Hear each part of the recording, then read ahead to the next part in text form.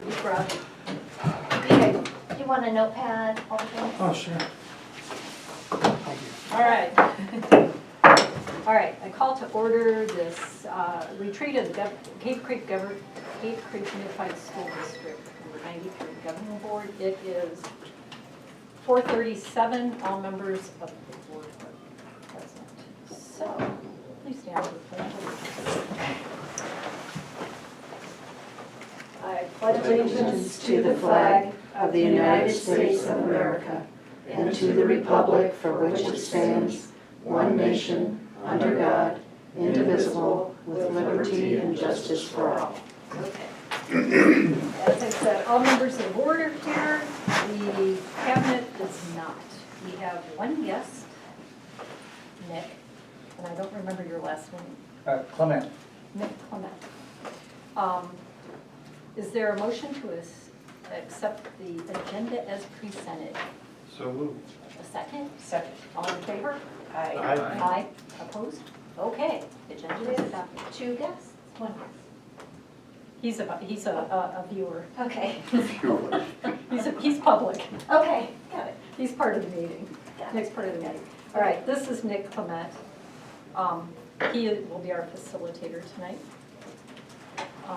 So anyway, I'm glad everybody was able to make it. I would like to think that all of us ran for the board and got elected for the same reason. We all are vested in education, our kids, our community. There's a million different ways to achieve goals, and I think it's really important that all of the creativity, the ideas that all of us have, that we somehow find some commonality so that we can focus on that to move ourselves forward. One of the things that, when I had conversations with Marcy, one of the things that I continually ask, how is it going to make us better? You know, you want to do X, Y, or Z, that's fine. Is it going to make us better? Because if it's not, we're spinning our wheels. The way that we've done stuff has brought us to a point. Some of those things are great and will continue to move us forward. Other things, probably we need to tweak somehow. Because like anything in life, if you keep doing the same thing, you're going to keep getting the same results. We want to be the best that we can be, so we need to think outside the box to get us to go to be the best that we can be. Okay? So there we are. So all I want from everybody is a commitment that whatever anybody's personal biases are, you know, I'm a dirty, rotten scoundrel or whatever your personal biases are, please set them aside and approach this with an open mind and accept whatever is brought out here for what it is, and hopefully we can go forward and be a unified team. Okay, that was my cheerleader comment, so take it away. Well, I'm honored to be here. And you're going to know way more about me than you want, so I'll keep it short. I grew up in a small town in Michigan, and my dad was the town attorney, and he was the school board attorney, and my grandmother was the first woman principal, my grandfather was the first bus driver. I've been around schools. With my dad being the attorney for the board was great, except the awkward time where I was president of student council and we pushed the board on changing the dress code. I'll date myself right now. We were pushing for facial hair for boys, okay? And my dad was the attorney and I was the spokesperson, and it was a little awkward. And I don't know why we were going for it, because most of the guys in my class couldn't grow facial hair, but anyway. The board did give in, but they gave in and they made it effective after we graduated, so that we wouldn't have the stubble and that sort of thing. So, you know, I retired as a superintendent about 9 years ago, and here's what happens. Every year I'm out of the superintendency, my superintendency gets better. You know, I'm reaching 10 years and this is a joke, but you do lose touch. And I try to stay connected through a number of different ways. I have the best, in my opinion, kind of post-retirement position with Northern Arizona University, which is called the McFarland Citizens Chair. And Ernest McFarland was the senator who introduced the GI Bill. And in his honor, the family donated money to NAU, and I do outreach. I do work with schools. I mentor superintendents throughout the nation. I do some work with boards. But it takes a lifetime to learn to lead. So I am not the expert. I take the idea of being a facilitator pretty serious. So I'm not here to tell you anything you don't already know. What I'm here to do is give you the picture of where you're at and give you some opportunities to talk about where you want to go. But in a facilitation, think of it as a billboard. So when I was putting this together, I was on your website trying to get pictures, some pictures for the billboard to start your work. And this one just jumped out at me. I love the arts. I'll talk a little more about it, but my dad was in the first marching band at the University of Michigan, and I still, the year before he died, I took him to Alumni Band Day, and I still remember, his band director was 94, 5, William Ravelli, and my dad was 75, and his college band director from the University of Michigan got up on the ladder to direct. I mean, it's chill. But so to see the arts as a focus. And I picked this one off from a video. Here's some things that jump out at me. They got their school wear on. It's about an environmental club, which in a lot of schools would be, they didn't even have it, but not only did they have it, they were in the promotional video, okay? And then the robotics, okay? So there were a lot of pictures, but those jumped out at me for this billboard. And then you gotta have a few words. So I went from pictures to words. And I picked these up off of these are your words, not mine. But they jumped out at me. Inspire excellence and innovation. And I think that's what you were talking about, this idea that we're doing great things, but we also need to continue to look at what we do and prepare our kids to be future ready and all those words. So that's my billboard for you from someone who has not been in your district. I was going off of our conversations with Marcy and Janet and then going on the website and trying to get a sense of your district. So, and this idea that each school is unique, but you're part of a district. But that each of the logos are unique, and that's a special thing. So here, I think we are all about promises. You made a promise to your community as a board member, and your board members are the ultimate service. You don't get paid, you don't get, you put your time in to provide service to your community, and you made a promise.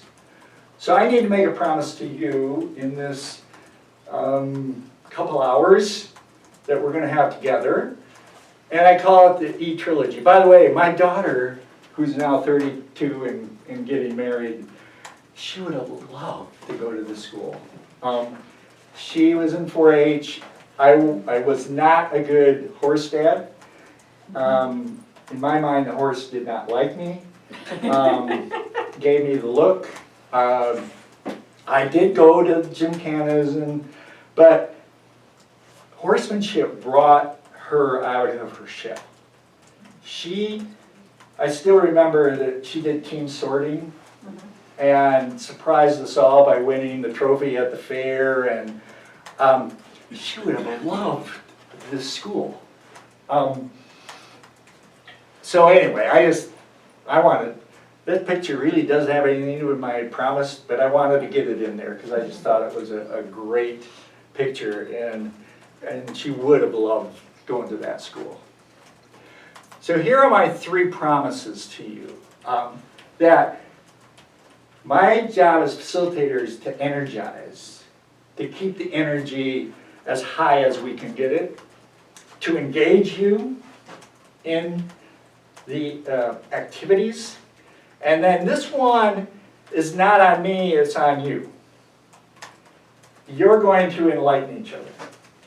You're going to find things that you have in common that you didn't know. You're going to find common ground with some priorities. That is my hope. I'm not going to enlighten you. Everything you're going to talk about, you already know. There is nothing new, but it's going to make you aware of some things that you're already doing that you may not have known, and it may spark some ideas for the future. Okay? All right, I have some non-negotiables. These are mine as a facilitator. Okay? These are 3 non-negotiables I have. First, it's about context. So, anybody want to take a guess at what this is? I'll give you a hint. It's in my backyard. I live in Tucson. Compost? Compost? Good guess. Well, it looks like the last pack rat nest I pulled out of my barbecue. You win. I'm buying you coffee. Oh my gosh. This is Thank you. under the gift limit. It's $5. You can't hardly buy a cup of coffee for $5. When I did this in Orlando, no one got the coffee. Yes, it is. I have had a 30-year, I've been in that same house, a 30-year battle. And when I die, I believe I left. I've given instructions to my wife, and she won't do it, but I want a picture of the pack rat at my funeral with the words, "He won." But if you lived in my backyard, like you live, instantly you would know that this is a pack rat nest. Because you know... You must live in a better neighborhood than I do, because my pack rat didn't have $100 bills. So that's play money from another presentation, and they got into my presentation bin and destroyed all the Oh my God. stuff in my... Yeah. They're nasty little buggers. Now you can, here's my favorite, the Pez dispenser. There's the Spencer. Who knows Over where that here? came from, huh? When I first moved, I said, oh, because in Michigan you use decon, which... So 2 days later, the decon box is gone. And guess where I found it? In the nest. But the point is, I don't live in your district. You do. You know the context. Keep that in mind, and I need to keep it in mind as I go through this facilitation, that you know your community, and I'll apologize in advance if I say something that is offensive, because I don't know the context, okay? But context is so important to your work, is to knowing your students, knowing your community, knowing your district and what is possible. I heard this line and it just stuck with me. It's not about you, it's about what's possible. And so context is so important. That's one of my non-negotiables. Okay. Here's another non-negotiable. I don't have any coffee left. I love Chicago. I grew up halfway between Detroit and Chicago, but we go to Chicago more often than we went to Detroit. And I love walking that city. And I saw this, and it's one of those things when you take a picture, you see one thing, and then later you see something else. This to me, it's the foundation to a skyscraper, but I'd never seen the foundation being, I knew they had them, and you know, but the amount of concrete and rebar, when you see it, is just incredible. And the thing is that the higher you go up, the deeper you gotta go. So here's the connection for me. This is my relationship billboard. That to me is the key to teaching and learning, is relationship building, and you've got to do the work. You've got to dig the hole deep. You got to have a lot of concrete. The higher you want to go, the deeper the relationships have to be as far as teaching and learning. And the last non-negotiable, I'm going to take a little risk here. To me, this is the ultimate motivator. The ultimate motivator is joy. So here's the risk. If you would, take your phone and as quickly as you can, find a picture that kind of represents joy in your life right now.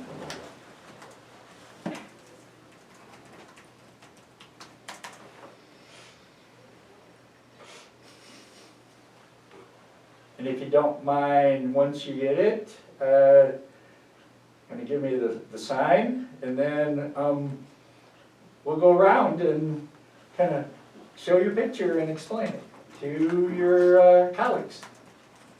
Would you like to? Sure. This is a picture of me with my daughter's cat.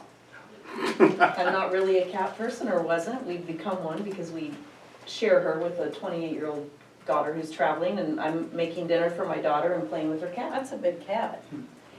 She looks big in that picture. She's really not that big. Oh, she doesn't photograph well. Maybe. Maybe. Anyway, that was a fun day and pure joy. My daughter and my daughter's Great. cat. Thanks for breaking the ice. Yep. Although, if you've ever fallen through the ice, you know, an icebreaker is not the term. No. Having fallen in the ice, because I was an idiot back home. So, sorry, I didn't mean to interrupt. Thank you. Who else would like to? This is me with my kids and my husband at my cousin's wedding. And there's a lot of extended family there. It's fun to see. Where was the wedding? It was out in Chandler. Yeah, at a big barn venue, and it's fun to see other generations of family members dancing with my children. Awesome. Yeah. I'll go next. I didn't scroll back very far. I've only got like 5,000 photos on my phone. This, you'll love this. This is from this weekend, shopping at Sam's Club. The kids, when they were younger, little, they're now 29 and 27. Otter Pops was the start of summer. And they had a pallet of Otter Pops that was taller than I am. So I had to take a picture and send it to my son and daughter and say, it must be summer in Arizona. That's awesome. Otter Pops. That is awesome. And the fact that you took a picture of it. Yeah, I had to. Yeah. That's great. All right, That's mine. This is what me and my wife do on the weekends in March and April. We find a place out by a lake or something, and we start walking, and we hike to where no human has been. And we know that because we had to get up on we had to climb up this big, huge, very steep hill to get to this. And there was nothing there, but it was very worth the find. So whereabouts? This is out by You probably don't want Bartlett. to tell me because you don't find it. It's out by Bartlett Lake. Okay. So it's off of well, it's kind of there's a road that goes to Horseshoe Lake, and you kind of go that way, but we kind of stop someplace and go, let's go there. Wow, Nice. That's that. that's great. Yeah, Flowers are gorgeous right now. I know. Well, taking a page from your book, Oh. these are wild horses. Oh. And I showed you the other pictures. Like Jeff, on the weekends, I go hiking to somewhere. And a couple of weeks ago, I was hiking and I was out by the Rio Verde River. And I saw horses or I heard them on the other side of the river. Usually you can get to the other side of the river, but it was so high. Well, next thing I know, they're crossing the river, and there was a baby on the mama's back. And so I'm like, oh, I want to see where they're going. So I'm thinking there's like 3 or 4, there were over 50 horses. Wow. And it was such a spectacular, I've never seen anything like that before. And I just stood there and they had me in, all circled around me, and I'm like, okay. There's a little joy I can stand behind in case they attack. But it was really, really cool just to see that kind of existence, because that's something that, I've had a horse and I've petted it and I've rode it, but never saw him in the wild, and so it was very, very cool. It's like an honor to see that. If you do the Salt River at sunset, they'll always flow paddleboard that, and they'll always come Yeah, out. there's, They're every awesome. time I've been down there, there's been like 2 or 3. This was like a huge herd, and there was one, I think the horse had dislocated his shoulder. And he was laying, and he was like, I thought he was gonna die. He was moaning, and there were 3 of his buddies standing there, and they would not leave this horse alone. And I started to walk over there, and the poor guy was trying to get up. I'm like, no, you just stay there, but when I left, he was up and moving, so I'm like, yeah, you're not dying, okay? Like, get in a fight and get that shoulder back in place, and we'll be good. Pop that hip back into place. Yeah, so anyway, that was very cool. You guys want to share? Oh, come on, Julia, you got something? Okay, just my arm. This is me with my grandson Aw, this weekend. the proud grandma. Very proud. We were on the beach in Bolinas, California Aw, how was this? yesterday. It was his 1-year birthday party. Aw, So that was my pure joy. very cool, That's awesome. very cool. Well, thank you for Shocked by sharing. your selection, I'm just shocked. I know. It's like I know. the goals all. So here's mine. So I was able to use this picture because it's no faces. And my grandson is Timothy. And Timmy, his dad's in the military. They have moved around a lot. He had a challenge from the day he was born. He contracted bacterial spinal meningitis when he was 3 days old. He has the drains, the shunts, and it's been a challenge for him his whole life, and a challenge for his mom and dad. He moved to Michigan last year, and he entered high school, and they had a bowling team. And for the first time that I can recall in his life, he found a niche where he could stay with it, found joy. I find so much joy in the fact that he has found a niche. don't ever underestimate your, I'll call it the power of joy, that you, when you decide to fund programs and try to find those niches, whether it's horsemanship or something unique, different, might be a bowling team. If he had moved to Michigan, the school he was at in California did not have a bowling team. And I'm not saying he wouldn't have found a niche, but he's so proud of his uniform.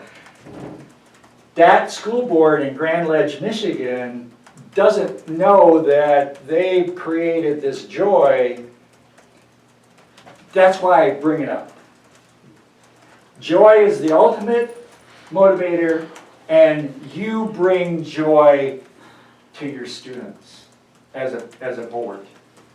And this, I need to move off of this because I'll get a little emotional about Timmy and the fact that he's so proud, and I'm so proud that he's on the bowling team. JB, you know, but Everybody starts, he's there. hey, and he texts me his scoreboard when he, you know, I need to work less and get to Michigan more. All right. So this idea of peak performance, that's what I heard you talking about, is as a district, we're striving. Inspiring means you want everyone at their peak. And my peak might be something, it might be bowling. But it's about, what I heard you say is we want to move our district to this peak performance model. And again, I'm not going to tell you anything you already don't know, but here's the billboard for peak performance, the must-haves. Setting goals, and I know you have a strategic plan, and you have, everybody has goals, okay? You've got to have goals personally, professionally, district. They're important, but they can also, if you don't have balance, they can get in the way. I play tennis. I've been playing since I was 16, but I'm still striving to be the tennis player. I play tennis, and I'll have a goal of getting my first serves in 80% of the time, okay? But if I let that goal overcome me, I don't have fun. And then if somebody says, as we cross the net, hey, your serve's really coming in, or you do something different, guess what happens to my performance? No, it goes down. Oh, Because I'm overthinking it. I'm letting them get in my head. And I'm thinking too much about my goal. So goals, they need to be there, but you need to have the balance. And I know this board is really focused on awareness. Awareness is, all right, here's our goal in the area of student achievement, in future ready, in college ready. What's the data? As we move towards those goals, you check in every now and then, every quarter, and the same thing, you know, these Fitbits have also can get in the way of your life. First time I had one, and I got an email that I wasn't sleeping the number of hours that I wanted to sleep. Well, it was because I didn't get the number of steps I was supposed to get, and before I went to bed, I decided I needed to not get the email on. So I put it aside for a couple weeks until I could get control of the Fitbit. Same thing with data. Data can overcome you. It can overwhelm you. But you got to keep it in perspective. But you got to have awareness of where you're at and where you want to go as far as your goals. Personally, professionally, school-wise. And if you don't have the third, the other two don't matter. This is my opinion, but it's trust. Trust is different than diversity of opinion. Actually, you need diversity of opinion to get ideas out on the table. And then, once you get some creative, crazy ideas out on the table, now, if they're gonna become reality, people have gotta move. They've gotta move their positions a little bit, because you want the ideas to see the light of day, right? But you gotta have trust. So, phones again. Find a picture that you think represents trust. Going from words to picture.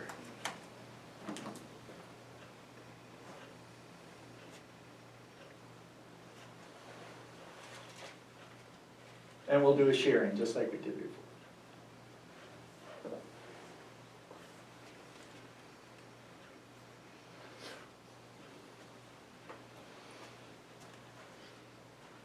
Scott, look out. You go first? Sure.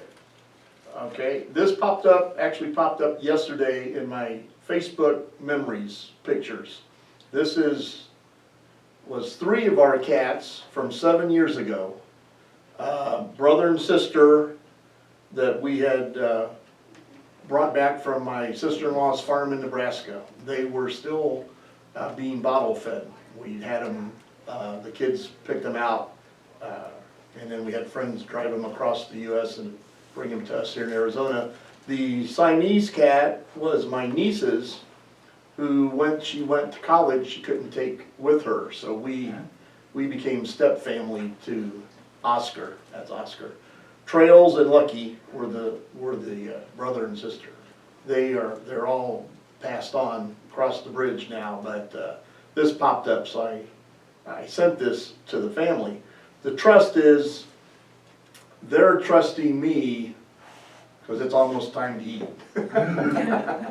As if you can't tell. But there's that trust there that we have with the animals, with our cats, so. That's awesome. Anyone else want to go? I'll go next. Go Yeah, it's my wife, and this is the lady that she got elected to the House of Representatives. And this is what we do. When we're not here, we work to try and make Arizona a better place, especially in the role of public education. And so, I mean, that's why I'm here. And we do this all the time, when we're not out there on the flowers. Right. And and I have ultimate trust in this lady. 43 years of marriage last week, so. Oh, well, congratulations. So That's awesome. After every storm, the sun will come out. There will be, not always a rainbow, but the sun will come out after every storm. Nice. Kind of simple. Cool. This is our little science project. This is Beatrix, our bird, who chose to make her nest right in my junk basket that's up on my patio. That's my gardening junk basket with my clippers and everything. These are her 2 little baby birds that finally hatched and then flew away. But I built this little trust with her by very gently speaking to her and not having her fly away every time I would walk out the door. And she let me get pretty close. And now she has a second group. I think it's still her. We don't know, but we have 2 more eggs that are hatching. Oh, you're your grandma. Yeah, birds. I've become a bird and a cat lady, like overnight, I don't know. That's great. This is just at the lake yesterday of my son cliff jumping. Oh, wow. Ooh. Oh, my Which, gosh. he did this jump 3 years ago when the lake's the fullest it's been in quite some time. But, he had that trust in his dad and I that he's okay to jump. And even before he jumped, he's like, okay, you think it's okay? Yep, it's fine, the water's even deeper than it's been Yeah. when he did it 3 years ago, so. Oh, that's awesome. Yeah. Great pictures. And again, thank you for taking the risk, to take words and convert it to pictures. Trust is one of those, it's, in my opinion, it's difficult to put into words. We all know it, but when we say, well, define trust, it's really an elusive type thing, but you know it when it's there. And I heard this idea of where you're consistent, people rely on you to feed them, to do things that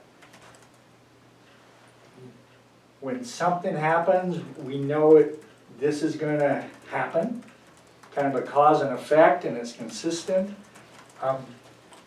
You know, without that, you don't get peak performance. You know, between the coach and the athlete, between the teacher and the student, between the superintendent and their board, between board members, it's, again, sometimes people get the idea of we have a difference of opinion and that means I don't trust you. No, it's that you can share your opinion and trust each other to listen, to actively listen, to seek to understand, that sort of thing. Mine, of course, is from Chicago. So I was walking, I have a group of guys, I worked at a Boy Scout camp for 10 years back in Kalamazoo, Michigan, and a group of us, 9 of us, still stay in contact and try to have a reunion once a year.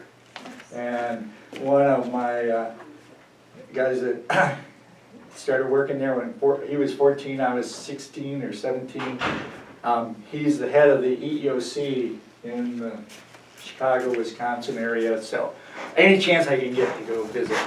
So I was walking and they were replacing the air conditioners off of this high-rise. And I tried to get the video, but my computer wasn't big enough or whatever. They're bringing this down to a flatbed semi in an alley. And they're not talking through radio. The helicopter pilot had his head out when he was getting close to the guys on the ground with the truck to position where he should. Now that to me was ultimate trust, because put this the wrong place, somebody dies. So to me that represented trust, and of course I got a picture and made my morning. Okay. So here's the model that I hear you talking about.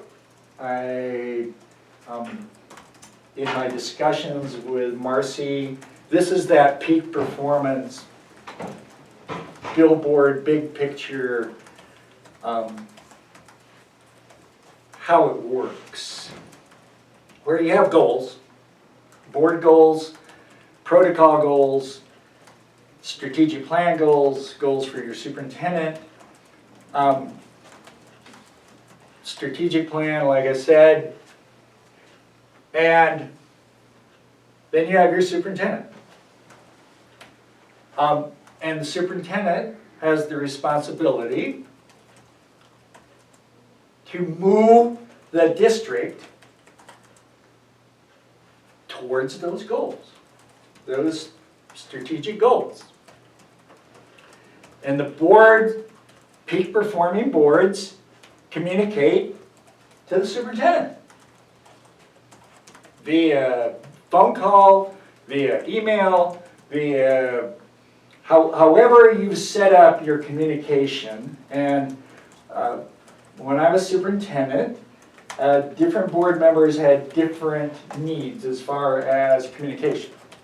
So I had one board member that I knew if there was any vehicle with flashing lights that came to a school, I needed to let her know, because she would let me know. She had, this is before social media, before, somehow she would find out. And my goal would be, and this is Dretta, I'd say, Dretta, did you know already? Yeah, I knew already. But it became this kind of thing. But I knew there were other board members who just provided the update. You don't need to tell me, okay? It just, that was the kind of thing, but we communicated. I had one board member that every Monday morning on his way to work, he stopped in, no appointment, but I knew Jerry was gonna be stopping in and blocked out time every Monday morning. That's just how he communicated. But that communication, however it works, and then the superintendent has the responsibility to keep the board informed. You know, that no surprises. That was my number one goal, or number one rule with the board, and their number one rule for me. And then I had that number one rule with my cabinet. Tell me the bad news, because I don't want to hear it through a call with it starting, did you know? And then I had to say, no, I didn't know, and then they would tell me, but I should know. And it's usually bad news. So that's the model. That's that peak performance model. Where it can break down, as you know, is when the communication from the board bypasses the superintendent. And then it gets in the way. It blocks, actually, attainment of the goals. And the same thing with the superintendent. If the superintendent is withholding information, not communicating information, it can do the same thing. It can get in the way of achieving the goals. Now that's big picture. What are the behaviors? Well, here's a little bit about communication as far as the research, and I'm not here to pound out research. But we do know some things about communication. And there was a company, and they were a think tank back east, and their job, what their specialty was innovation. Innovation, facilitating innovation with companies. Creating new products, naming new products, solving problems that it's like writer's block. You know, where so they would go in and put a facilitator with the group and help them try to overcome these issues or name a new product, create new products. And what they found is some of the facilitators were successful and some weren't. So they said, if we're going to continue, we have to be able to fulfill our promise of, so you can't just randomly have one facilitator be successful and one not. So they started filming the successful facilitators and the non-successful. And one of their findings with the successful facilitators, and we're talking about naming new products, was that those facilitators minimized discounting behavior. So what do you think discounting behavior? It's another word for something you already know. They call it discounting behavior in these groups, these innovation groups. Conflict. Right. So I have an idea. I bring it out on the table. I share it. And before I can even finish my thought, what happens? Somebody disagrees. Somebody finds a reason why it won't work. They interrupt you. And you're not at the cost phase of you're at the get the ideas out on the table. But That's a type of discount. Another type of discount would be where I have a great idea in my mind. I have a wild idea, but I don't share it. And why don't I share it? Fear. Fear. Because the facilitator has not created the trust. There's not the trust in the group, so I'm not going to take the risk of having someone discount it, tell me it's stupid, tell me I'm crazy, so I just don't share it. That's a self-discount. How did the researchers know that? They did walk-away conversations with the participants, and they said, hey, did you have any ideas that you didn't get out on the table? Well, yes, I did. Well, why didn't you get it out on the table? Well, because they'll think I'm stupid, and I have a reputation. And so there was self-discounting, there was a discount, and that's and what this research also found is the nonverbal discounts were as powerful and sometimes more powerful in tamping down ideas than the verbal. Anybody want to venture a guess at some nonverbal discounts? Arm crossing, Eye rolling. deep sighs. Eye rolling, deep sighs, you're on it. I did a focus group with students one time as superintendent, and I asked them to describe the perfect teacher. And I put them in groups, and they had a pad like this, and then I said, star the most important attribute of the perfect teacher. And this one group wrote, don't roll your eyes at the students. Don't favoritize. They made up a word, but it's a great word. Discounting at that stage that you're trying to get diversity of opinion and get some ideas out on the table, that's not the time to discount. That's not the time to do the cost analysis, do that, well, we tried this before and it never worked. That will stop getting ideas out on the table. And then my favorite, which is not my favorite, but discount revenge. And what's discount revenge look like?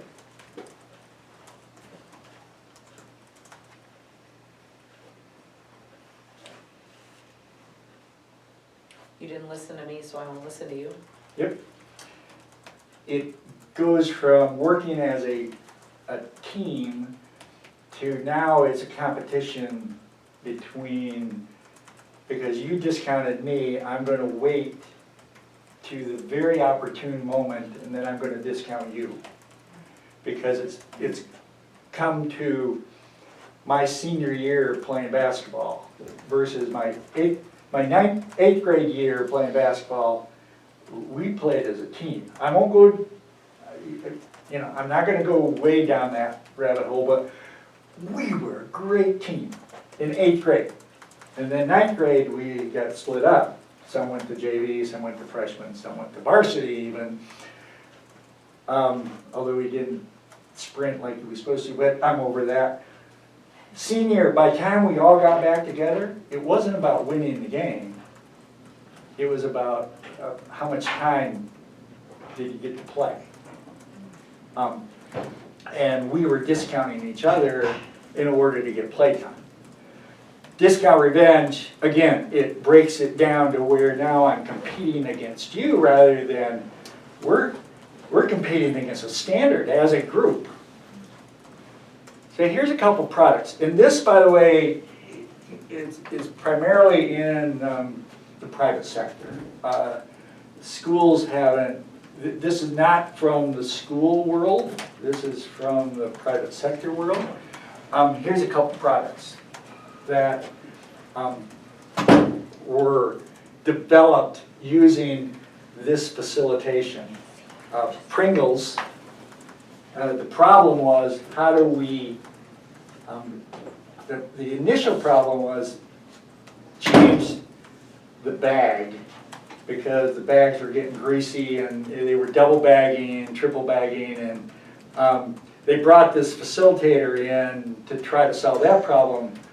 What they ended up doing is going on what's called an excursion to lead the problem. So they took a walk and then got back, and the facilitator said, well, what are some wild ideas you got from the walk? And somebody said, hey, you know how leaves fall? It was back in the Midwest.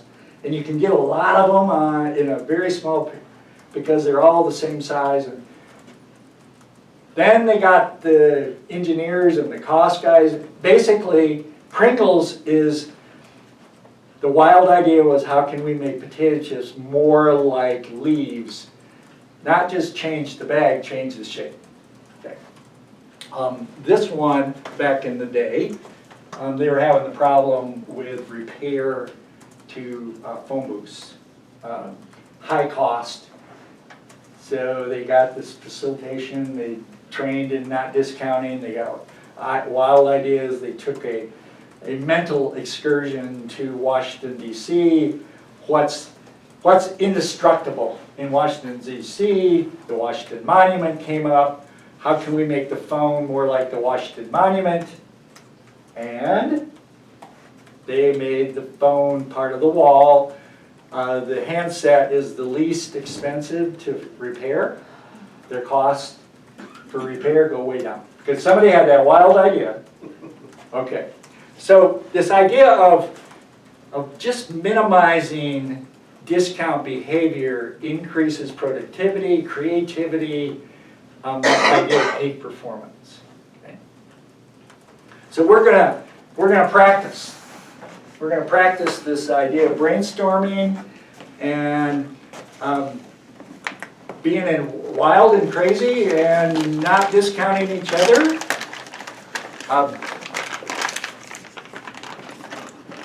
My grandkids, oh, I need the magic marker. I'm sorry. I got it. think you could read I don't think they're out. Is Steak and Shake out here?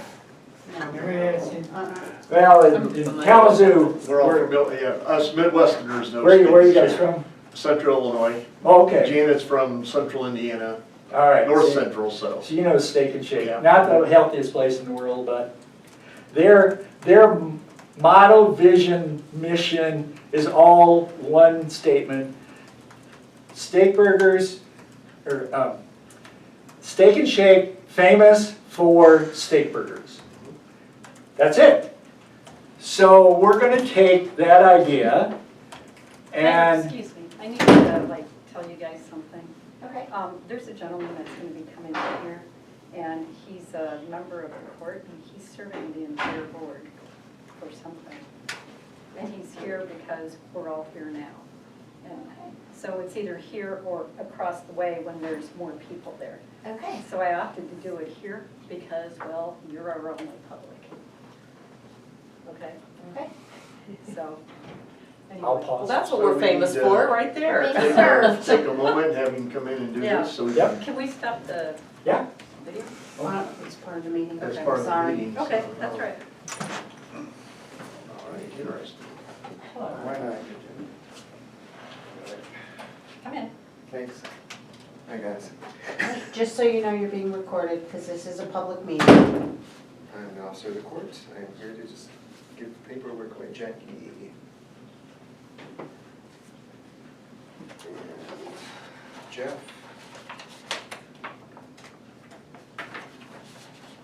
Scott. Jen. And Brianna. There you go. Okay, that's it. You've been served. All right, Enjoy your meeting. thank you. Thank you, guys. Appreciate it. Thank you. Have a great night. Okay, carry on. That's going to be a first. That is the first. Nick will have something now to tell the next group that he does. there you go. So we're just gonna brainstorm State Creek Unified School District famous for? Brainstorm away. What is the district famous for? Yeah, what, could be district, could be school. Anything that comes to mind that you think the district is famous for, we'll just get some ideas. We're just practicing this idea of that effective communication. At this stage, we're not judging the famous fors, we're just getting them out on the table. At one time, we were famous for our Spanish immersion program. Okay. We're a small town atmosphere.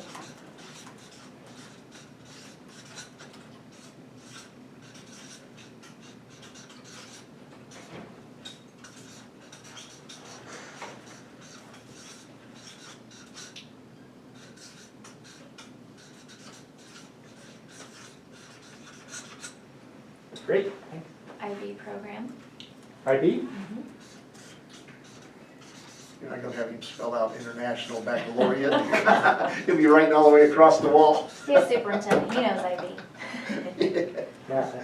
I used to be able to go all the way down, and now I have to, because I can't get back up. Fine arts program.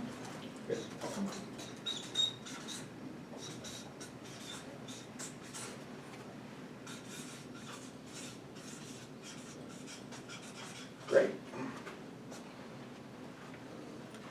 Culture, which is kind of small town atmosphere, but I've heard a lot about culture, Okay. family culture.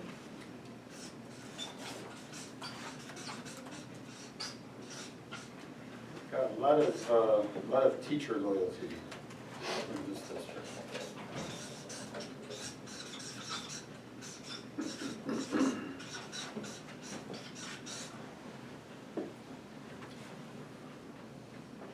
Couple more.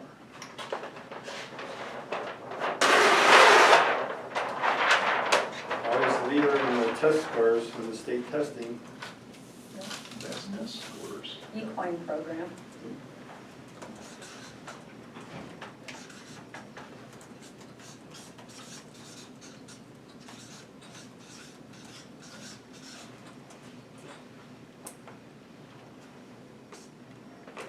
Yeah, it's that equine program. Equine program. Pardon? Equine.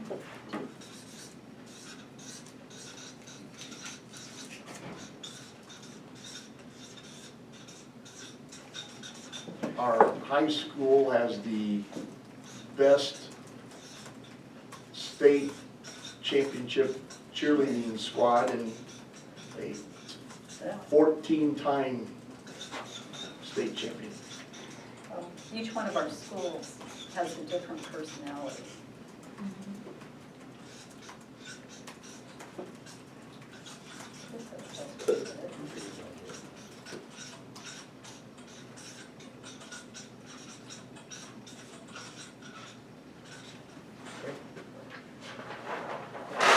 We're gonna pause right here.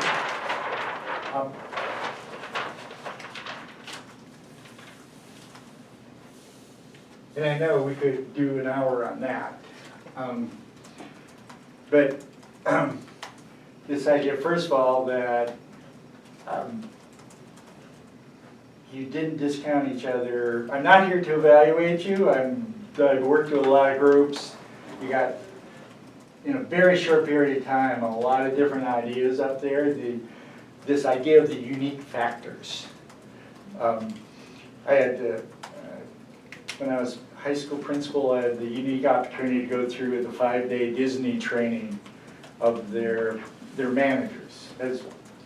And one of the things that stuck out to me were the 4 pillars that Disney built the company on, and one of them was discover your unique factor. And you just started to kind of do that. What is it unique? It doesn't mean you don't move forward. Is it, all right, what makes us different than anywhere else? Okay.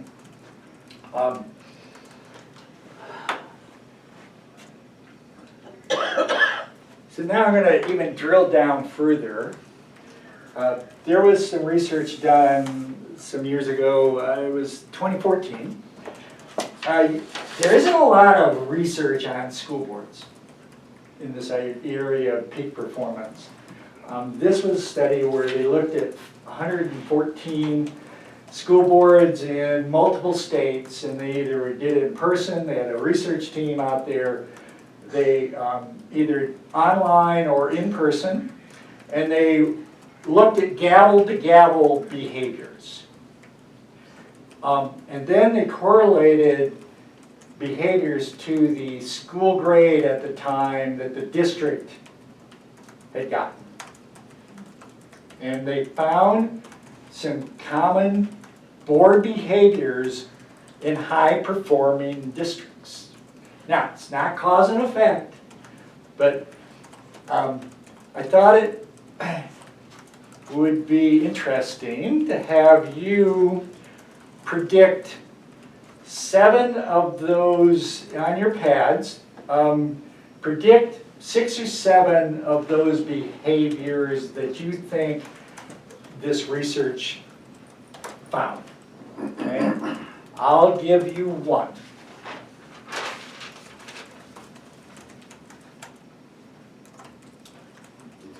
Now, these aren't in, they didn't rank order them. Okay.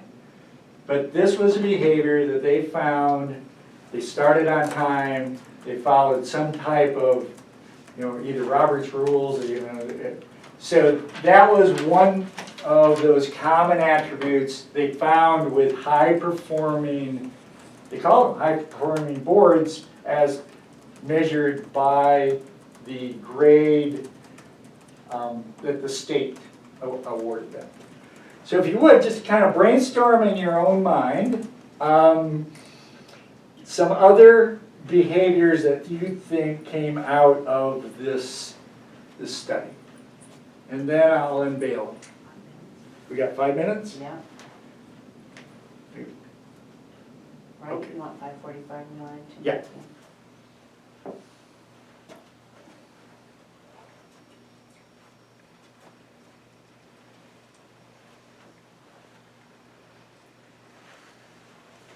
So this is what they found between low-performing districts This and is high-performing. this is the high-performing boards did these things. Oh, all right, then I misunderstood what you were doing. I was reading the footnote, and I guess I wasn't being clear. tripped me up. That's on me. All right. So that's different than what I was thinking. So I took the research and took their findings of the high-performing boards, and the title is.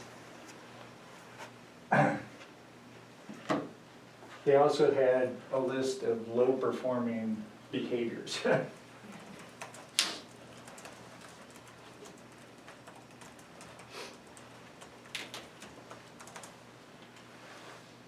again, they're not in rank order. And there were 7? Is that what you said? Yeah, I'm gonna share 7.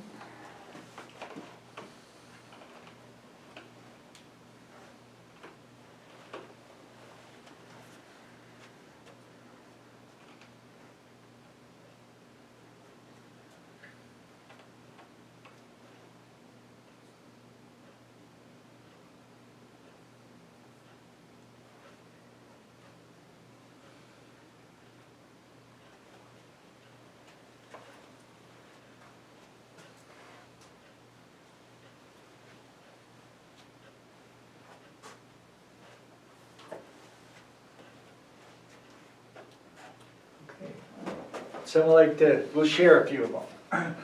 Somebody like to take a risk and share? Respect.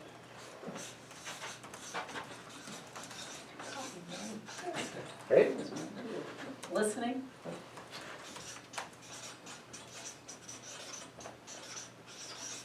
Few, if any, discounting factors?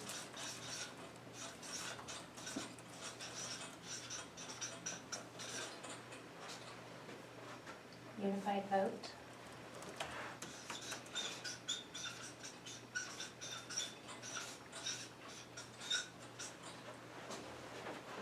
Encourage ideas and discussion.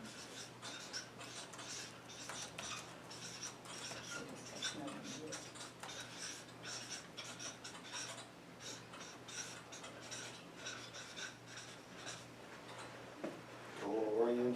Pardon? Goal-oriented?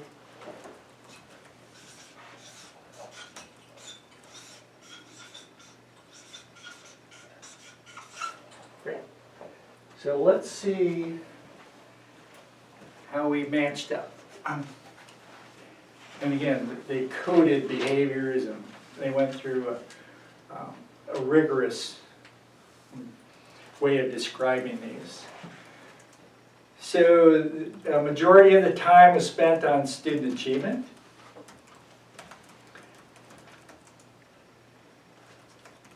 Listen respectfully and attentively. Ding, ding, ding. Members not advancing single agendas. I think that comes under this encourage ideas, discusses. It doesn't mean you don't have single passions.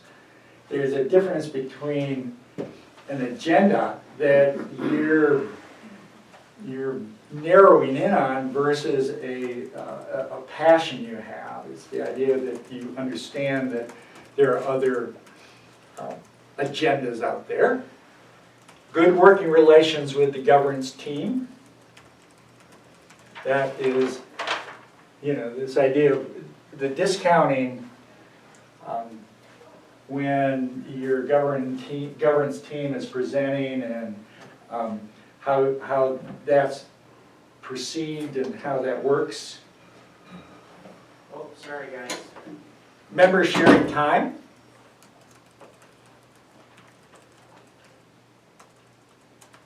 And focus and act on policy issues. Now, you had a pretty close match. And you, unlike a lot of boards, established protocols for communication and for visits to schools. That's kind of out. And I took the liberty to kind of condense those from your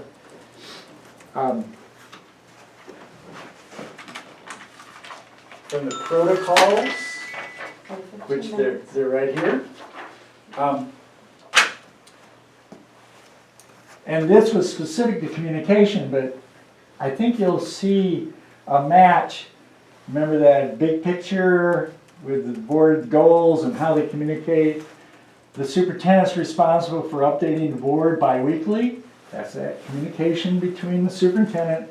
Important that the board read and update to stay current. And this is from your policy. Superintendent will notify as soon as possible the board's reason and emergencies. And for my board member, that was Amy Carr showing up with the red lights or blue lights going. Superintendent, executive team, governing board will, as much as possible, maintain practice of support, not surprises. This is the first time I've seen this in writing. I thought I made it up. I thought it was Floydwell's, sorry, I find myself, it's like the swear jar. I'll put the dollar in the jar. So, in my former district, I thought I made that up. But you have it in writing. Questions go to superintendent regarding the update or agendas, so you communicate in your protocols with your superintendent, and you don't bypass the superintendent.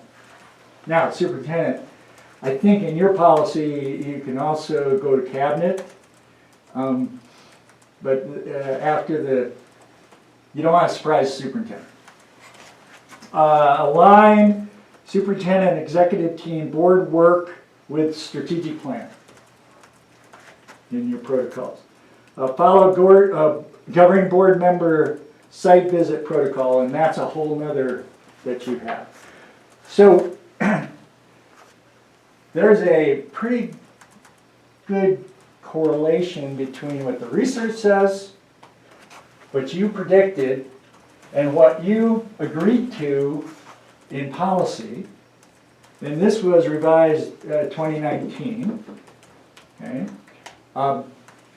that this is your promise, you predicted what the promise was, and here's what the research says as far as peak performing boards. Okay? And again, it's the awareness.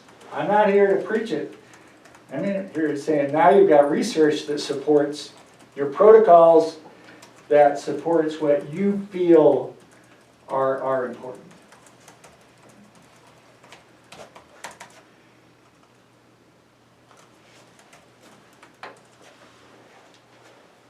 We've got 10 minutes. 10 minutes.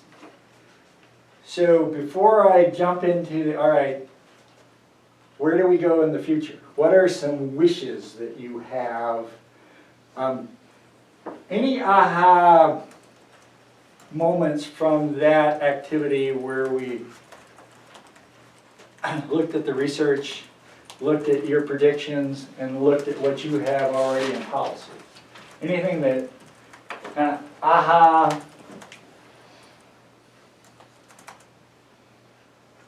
Well, it's nice to know that we have no surprises in writing. That's, I mean, we knew that, but I didn't know it was that rare. it really is. That's good.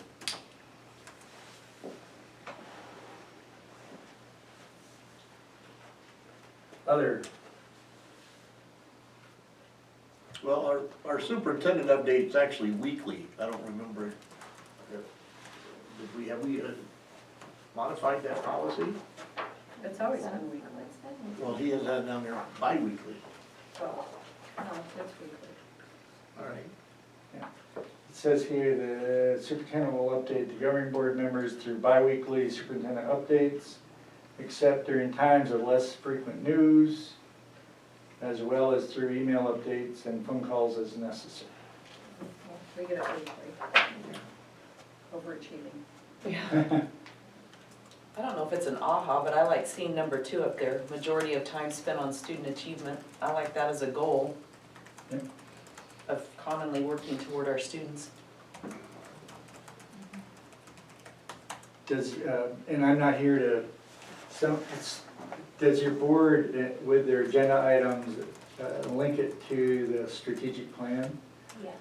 Well, The updates are, the updates are, they're, yeah. yeah, some of the agenda items, they'll Yeah, and say, they've been linking under what With the columns five they kind of columns, fall yeah. under.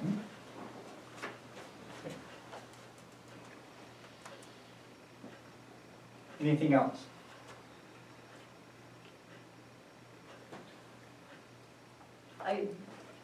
I don't know how this really fits in. I was just writing notes of things that came to mind while you were speaking.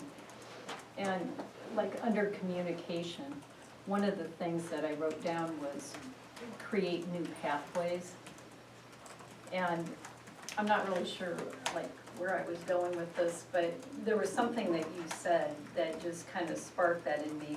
Like, okay, we're a collective body, but we have to use our communication effectively so that we can create pathways to go forward, to build us to be better and stronger. You know, and I guess that kind of goes back to, you know, if you keep doing stuff the same way, you're never gonna go forward, you're just gonna stay the same. But like when you speak, I'm going in 20 different directions thinking, okay, now how can this play out down the road?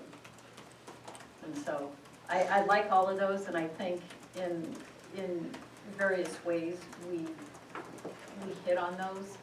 Some really well, some, like anything, you're never gonna be perfect 100% at a time. well, and then we're also handcuffed with, the only time we can really communicate is when we're in a meeting. You know, it's not like we can all grab a cup of coffee somewhere on Thursday afternoon, so. What is number 6? Members sharing time? Memory sharing time. So it's the awareness that there are other members, and it's similar to, we don't do it formally, most boards don't, I haven't, but the idea of in the legislature where they give part of their time. And it's just an awareness that other people may want to share, and that you're not having one person dominate the discussion. Like what they do with the public comments, and you could cluster them all together to get more time. It's that awareness of that there are 5 members, we each have a vote. The idea that the president or ask if someone has anything they want to add to the discussion without putting them on the spot. But it's just the idea that you're not dominating the board meeting with 1 or 2 people discussing something.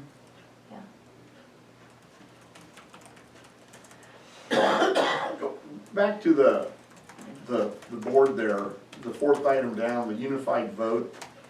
Sometimes it's okay to disagree.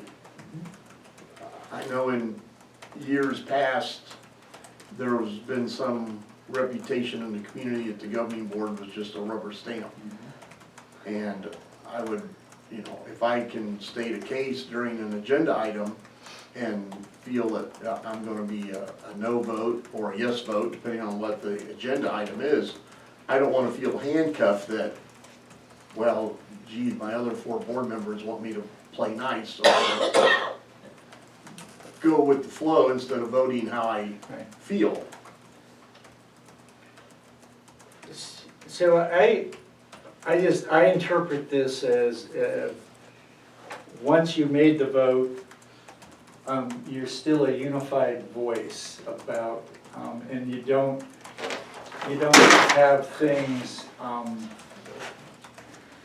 linger in your mind, or you don't go down the resentment road. That you're unified in your support of the mission and vision.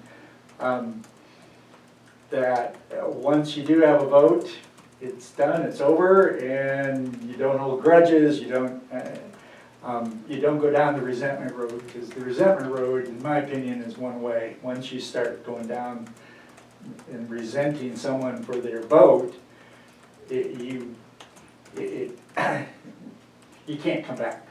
That's just my opinion based on my experience. So, but yeah, that idea that, and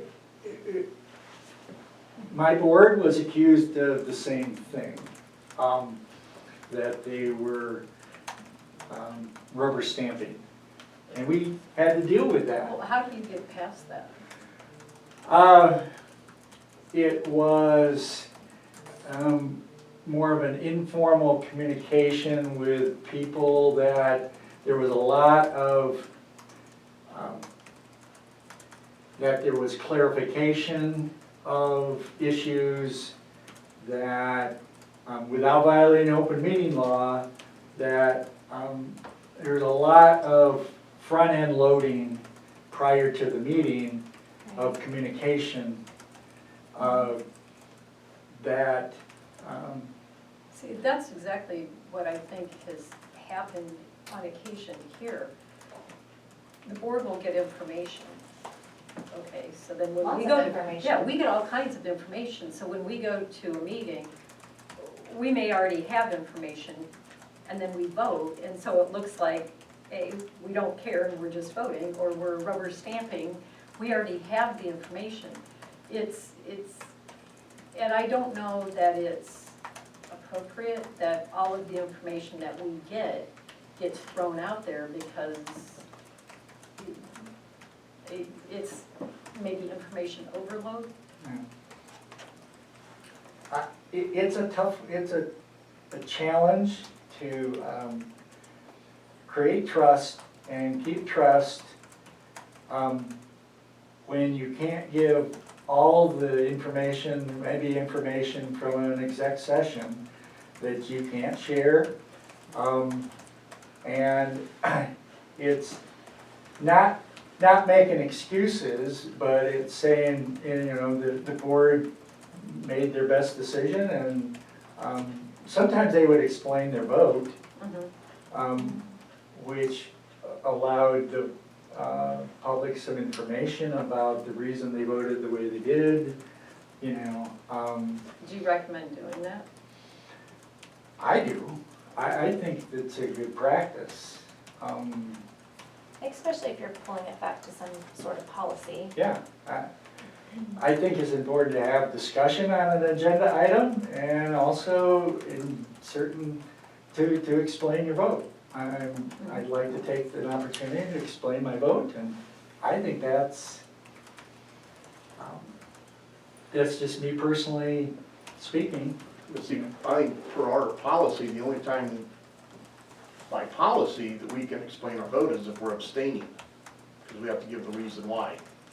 Now, I know in the past, we've been very loose about taking that moment to explain to the community why somebody voted yes or no. If somebody wants to explain their vote, Seems like we've had lots of opportunities. well, I know when we've had roll call votes, Yeah, that's usually when it Yeah. happens, and we don't Yeah. do those a lot. yeah. I just want to make sure that whatever we decide to do, we're doing it with the intent to build on that trust. And, you know, the more our community trusts us, the better we are as a collective body. And so, if you want to explain the vote. It is a fine line too, because, you know, I was out in the audience for like a year before I got elected. And so you look at the agenda and you watch what's going on in there. And it's not so much that I thought you guys were rubber stamping anything or anything like that, but it was like, You're what missing am something. I missing? Yeah, I mean, That's- there's an that's awful lot it. on here, and that just took a few seconds. What was the deal? So, but then once you get on, it's, oh, okay, now, it's all that you do beforehand. Is there a magic way to help the community understand how the whole governance process for the school board operates? Because there's a lot of people who will make comments, but it's like, well, it can't just happen overnight. There's a process. Yeah.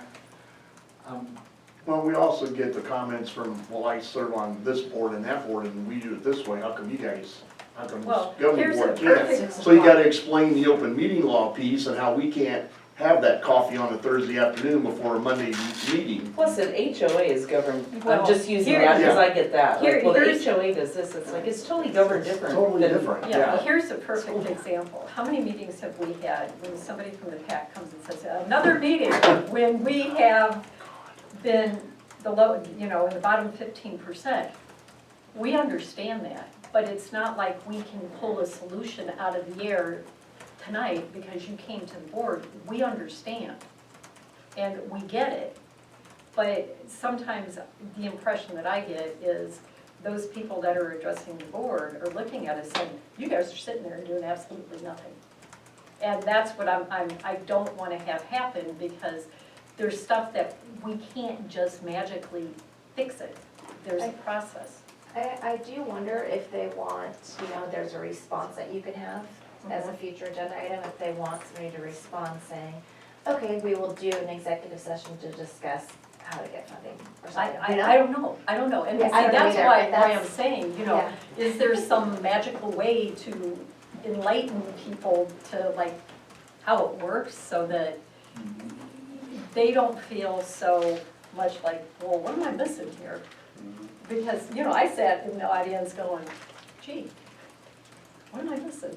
Everybody that has run for the board and sat at meetings and then been elected, they have that same, Oh, well, for sure, all 5 of us have done that, we've all sat in those meetings, and the board book could be 300 pages deep, and it's a 27-minute meeting, and I walk out there like, what the hell happened? Nobody asked one You're single describing my first question. two, I was I like, know, it's like, what? why am What? I even here, like, Yeah. but now I get it better, but until you know, you don't know. Which is what I addressed with a community member recently who had brought up the same thing about the teachers, and I said, I don't think most people really understand how a board works, and I'll be the first to say I didn't either. It's not like we all get together between the board meetings and sit around and say, well, let's do this, and let's do this, and what if we put this out there? It's not how it works. And people don't understand that by and large, which I don't blame them, how can they, you know? Okay, so stuff that we have That on the stuff is agenda good. that we have to vote on, should we make a commitment to having some sort of commentary made, even if it's, you know, the superintendent has provided us with information or, Mickey Mouse showed up with a basket full of information for us before the meeting, something that will lend itself to, we have information and we're not just blindly voting on something. Well, Because yeah. there have been things that, for instance, like the contracts for, the vendor contracts for the visiting teachers. Comes, we've all read it, okay, is it gonna pass? You have to rely on the, Yeah, and so, something like that. Admin, Do we just need to say, thank you for putting these contracts in the board book? We've read them, nobody's had any comments, so it's obvious that, okay, do we need to do something like that? I don't know. I mean, Well, you had asked a question in the past about when we send questions in to the superintendent on agenda items for clarification or a follow-up, and you talked about, is that something that there could be a spreadsheet or something put on the website so the community could dial in or pull that up before our board meeting and say, oh, well, look, you're on agenda item 3.9, this question, this question, this question, and here's the answer, and it's like, oh, okay, now maybe the community understands whatever that specific item was. Instead of, we ask the questions, we get the answers, we go to the meeting, item 3.9, all approved, yes, all 5 of us vote, boom, and the person sitting in the audience like, well, that's where I think that rubber stamp part comes into play. They don't realize we are asking the questions of the superintendent, but we can't share that with the community, and that was something that we brought up before, and kind of been told we can't do it, so I would wish we could, because I think that would help with showing the community that we're at least asking the questions. And I want to stay in my lane. Was it legal counsel that said that information can't be shared? we were told that it would break open meeting law. They probably have to be shared after the meeting. I don't think legal, well, I don't know. Yeah. We've brought this up a few times in the past, and I think, Maybe it's a question that we need to pose again, because it seems like things change routinely with the legislature.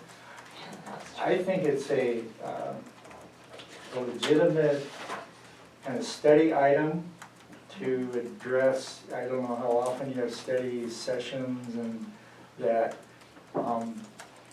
from this retreat, here are a couple of items that we need to hammer out, talk about, discuss in a study session.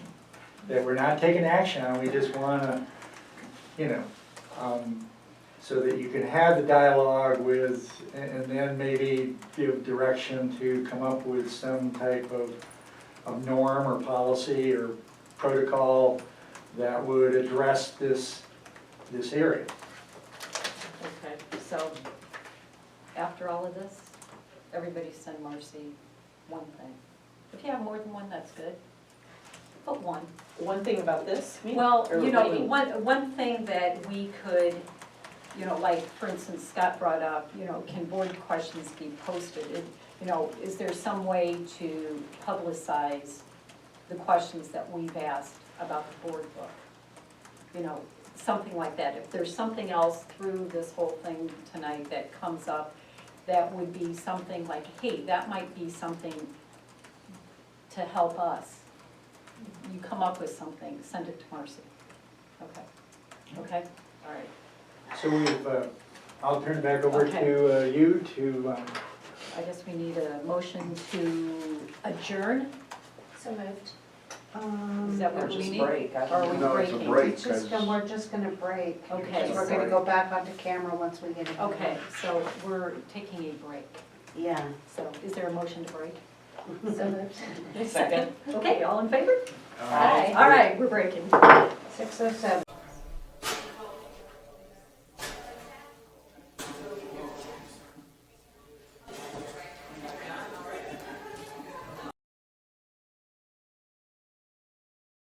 Get started. Wonderful, wonderful meal. Thanks to Danny from Harold. So I will let him know we all enjoyed it thoroughly. There is some dessert over there, and there is some coffee for those of you who like to drink coffee late at night. There's no decaf, so if you need some, because some of us have had some long days, that's over there. And then the restroom is right over there as well. So that's kind of logistics. We're probably going to plan on being here till around 8 o'clock. Maybe a little longer. We'll see how it goes. But I want to introduce Dr. Nick Clement. He is professor at NAU. He does these types of retreats for governing boards and school districts all over the state. Works through Arizona School Board Association.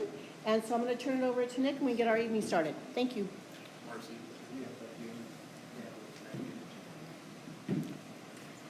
Janet, do you need to? We're already in session still, or did you? We took a break, so we're now out of break. Okay.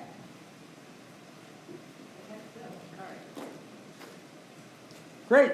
So, your brains are telling you, have a meal, go watch a little TV, and then go to bed. And I'm here. I'm between you.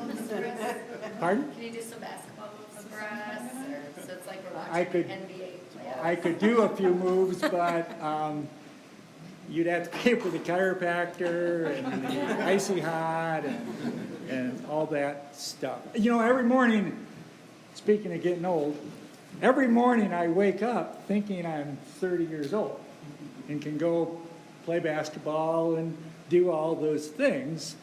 In your mind, you know, that's my mindset.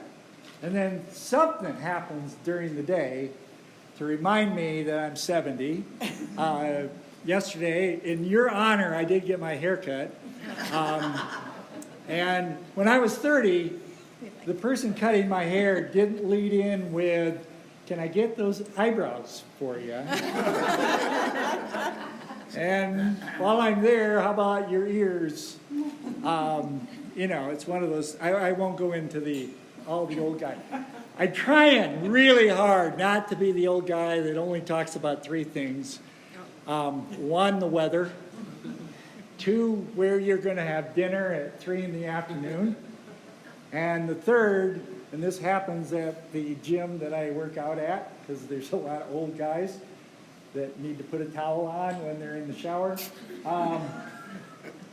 How many pills you've taken, how many events you've had, how many knees you've had replaced, and it's like a competition. And they spend more time talking about that than they do pumping iron, as it were. I'm trying not to be that old guy. So hopefully I won't talk about those three things this hour and a half to 2 hours. And you don't. I haven't heard a sigh yet, but I know you're wanting to. So I've been doing this long enough that I needed to get some insurance. So we're going to have the drawing at the beginning. All right? And you may have another drawing throughout the presentation. So what I'm trying to do is what, Frank? Teach us? Yeah, well, keep you here at least. Okay. So, grab your tickets. Did everybody get a ticket? Oh, I didn't get one. Uh-oh. All right, this is the winner, right? Since I missed you, I'm giving you 3. All right. Okay. Sure to win now. If that's the winner, whoever's the first to grab it.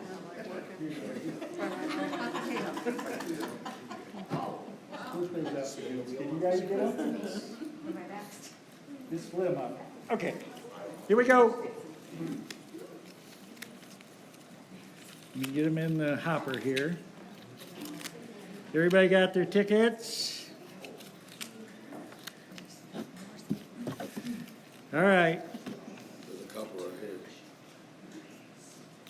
Oh, gee. Fairness, that's also the brain. All right, here we go. 815, who's in? Oh. This guy is old. 614. All right. Come on up.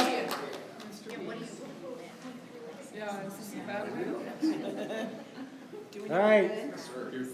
Point your magic finger at.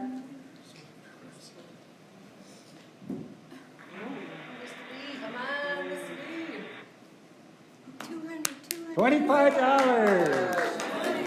Here you go. You're welcome. All right, I admit it. It took me all afternoon to do that, and I can't make it move off of 25. I'm just technology, you know. But once I got into it, it's like, I'm not going to give this up until, you know. I'll tell you how persistent I am. I got Verizon to turn back on a number that they had, my home number that they cut. It only took 3 days, 4 visits, but I got it done. So here we are, and you know some people at the table, and you don't know some people at the table.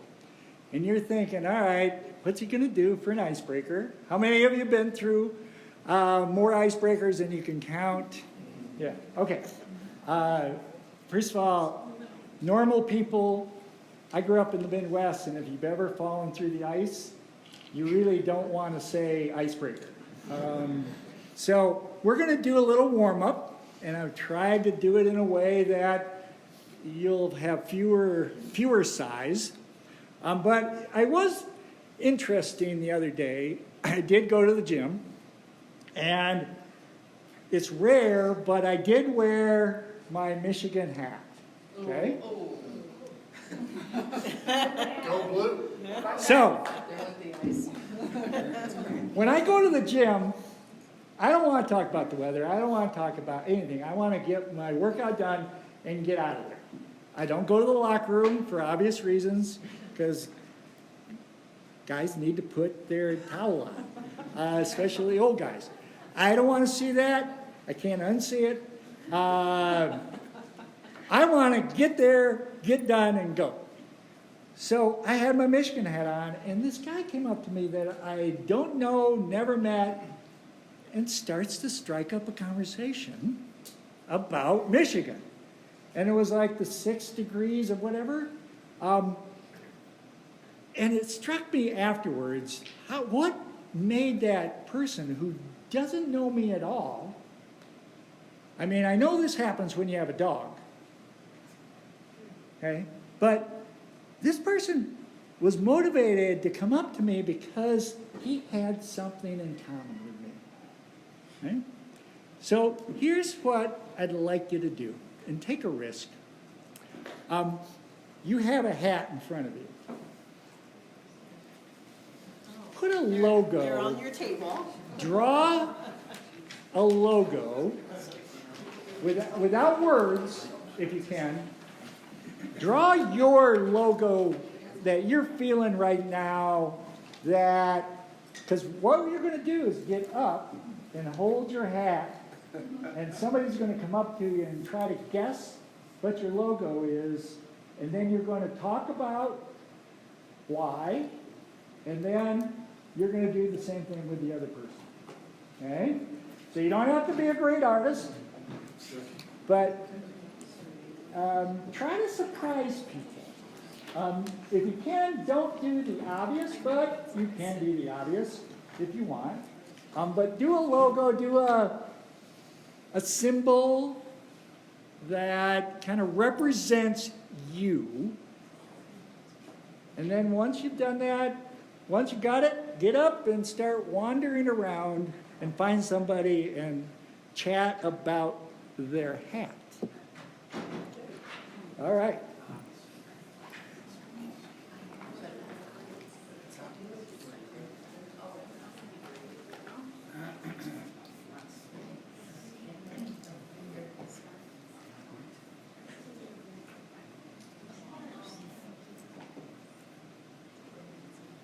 And there are markers at the table.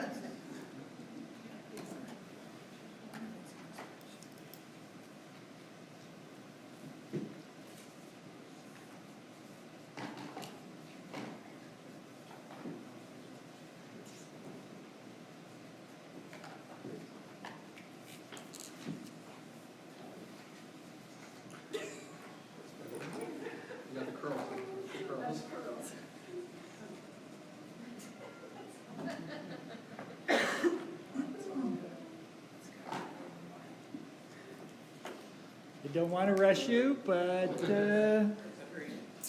I'll rush you. And when you're ready, stand up, and the only rule is somebody that you talk to has to not be at your table.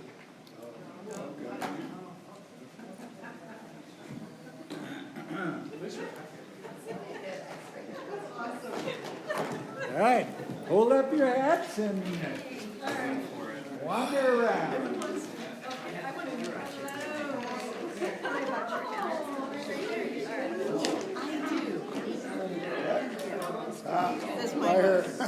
Hey, how we doing? Good.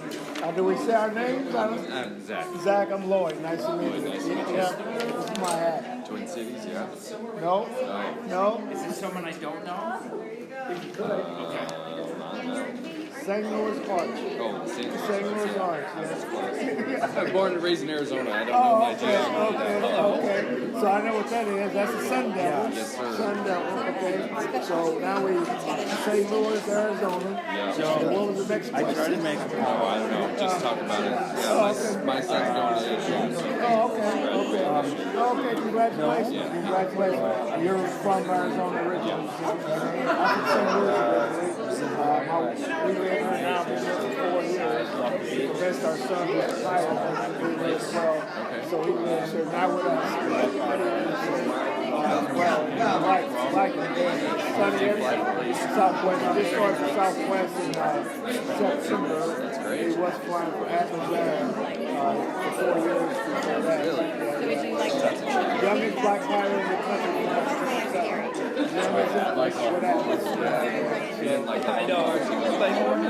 Well, so now he's like a couple hours from the captain. I don't know. What little bit I know about the pilot industry. Once you figure out what airline you want to work for, and you want to go make that change of there's way back to the bottom of the country. So that's what he's up there. But he's seen some places that he Graduated.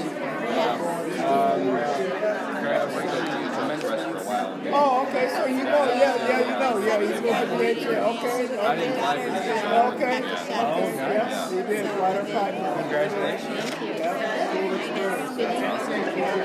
Did you go to ASU as well? For a little bit. Okay. Plug, yeah, okay. Where are they having it? Follow any of the sports at ASU at all? If you have time, you can find another person. Yeah. Do something good. Baseball is what I try to tell you about. My family is baseball as well, and football too, but we normally go to some specific vendor. Not this year. So that's what we was talking about. Forward today. He said he went yesterday. They were Oregon. They didn't take it serious. Oregon. They said they were not. Oregon was not that great either. So had an internship with a sports shop and they really liked it. Oh, okay. His other job in sales has nothing. Oh, okay. Oh, well, okay. Yeah, we know a lot of the circuits, we know a lot of the Chick-fil-A. I ran a baseball team out of St. Louis. We had a couple of players that got made it to the next level. One that's actually still playing in the minors. Oh, okay, nice.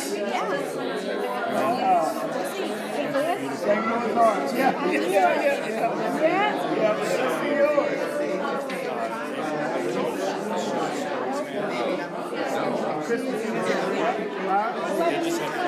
Oh, okay.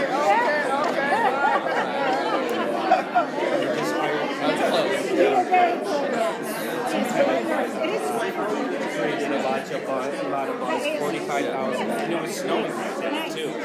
Because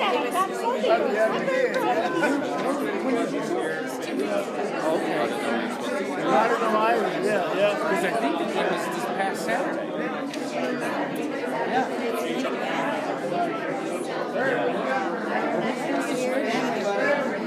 Oh, okay. It was really nice meeting you. Congratulations on your graduation.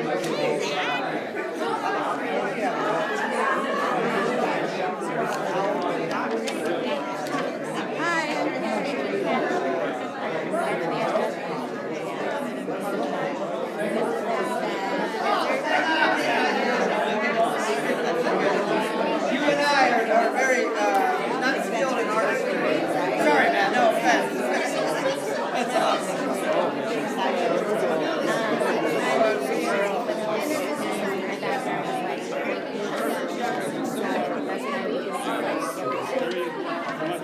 All right, what you got? Chris, let's see your hat, man. All right, so this is the box, everybody. The color is purple, oil, that's an oil person. And I always say, I always tell people, always take the right direction. My arrow Lloyd and I are bringing it I'm gonna be first. No, I like that. Man, let me, you know what that is? I know that. I got 3 days left. Okay. I think Kurt's old school shirt. Better than my answer. I said rainbow. I got a rainbow. Okay. I was just like, St. Louis Arts. oh, St. Louis. Oh, man. It's funny because I just was under it 2 years ago. Oh, yeah, right. Sit with Lloyd every day we're talking about everything. He did much better than I did. And my hat just represents family. I've got 3 kids and my wife. 2 minute warning. 2 minutes. Yeah, thanks, man. All right. St. Arts. Okay. St. Louis Arts. Yeah, St. Louis Arts. I'm from St. Louis. Yeah. What's your name? Sarah. Nice to meet you. Oh, okay, cool. Frank, what do you got on your hat? Flowers. Flowers. I'm not a gardener. Growth. That's exactly what it is. Is that it? It's been a year of growth. Yeah, I can see See? that. So there's been a lot of torrential downpours. There's been some droughts, but we grew. That's good. I like that. All right, family. Yeah. That's what I was thinking of doing. I like to get the kid Little over baby there. Gus right there. Yeah. It's 3-week countdown, man. Is it 3 weeks? May 15th. Well, So 4 weeks. How old are your kids? So 12, 9, 5, 0. So were you like all the baby stuff was gone? sold Everything. off? We got rid of all of our baby stuff maybe 6 months before. When my wife threw the pregnancy test at me, I thought she was positive. Yeah. She was not. This was a surprise for us. But we're happy. It's a blessing, you know. And so what are they, boys and girls? So 2 girls, 2 boys. So it's actually Aubrey's our oldest, Owen, then Frankie, and then we're gonna name them guys. Okay, Frankie's your daughter. Where did we come up with it? I love it. My wife and I have different stories. I mean, one of the very first movies we watched together was Blue Valentine, and in the movie it's Ryan Gosling and Michelle Williams, and they have a little girl named Frankie. That's where I got the name from. I mean, she'll tell people that it's after her father, but She just called me. So one of my favorite students of all time was a girl named Frankie. Yes, I'll be there. She was You got Tom Brady. I know you Oh, like no, it. no, it's one of those things like when the kiddo owns the name, you're like, that makes a name. my little girl's a Frankie, man. Yeah, She's a I Frankie. heard at the auction she was like, Oh, yeah. yeah, so she's just like a Frankie. So. She's very outgoing. I love it. Very cool. Oh, God, no. Oh, no. I got a How are you? Good to see you. What do you got here?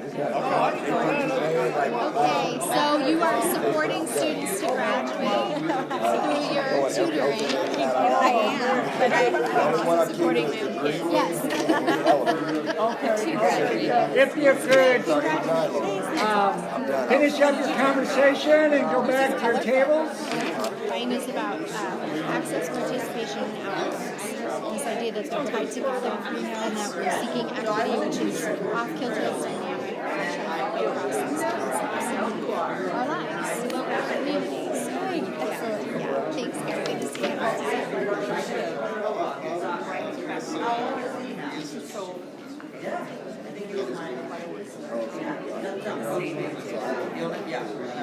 And my hat's all off. My wife and I had 3 kids. We've got a baby on the way. That was fun.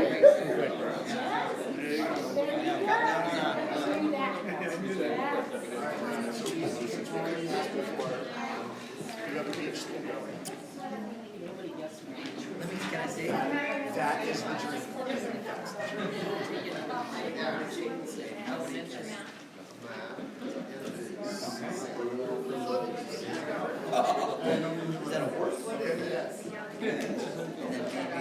So,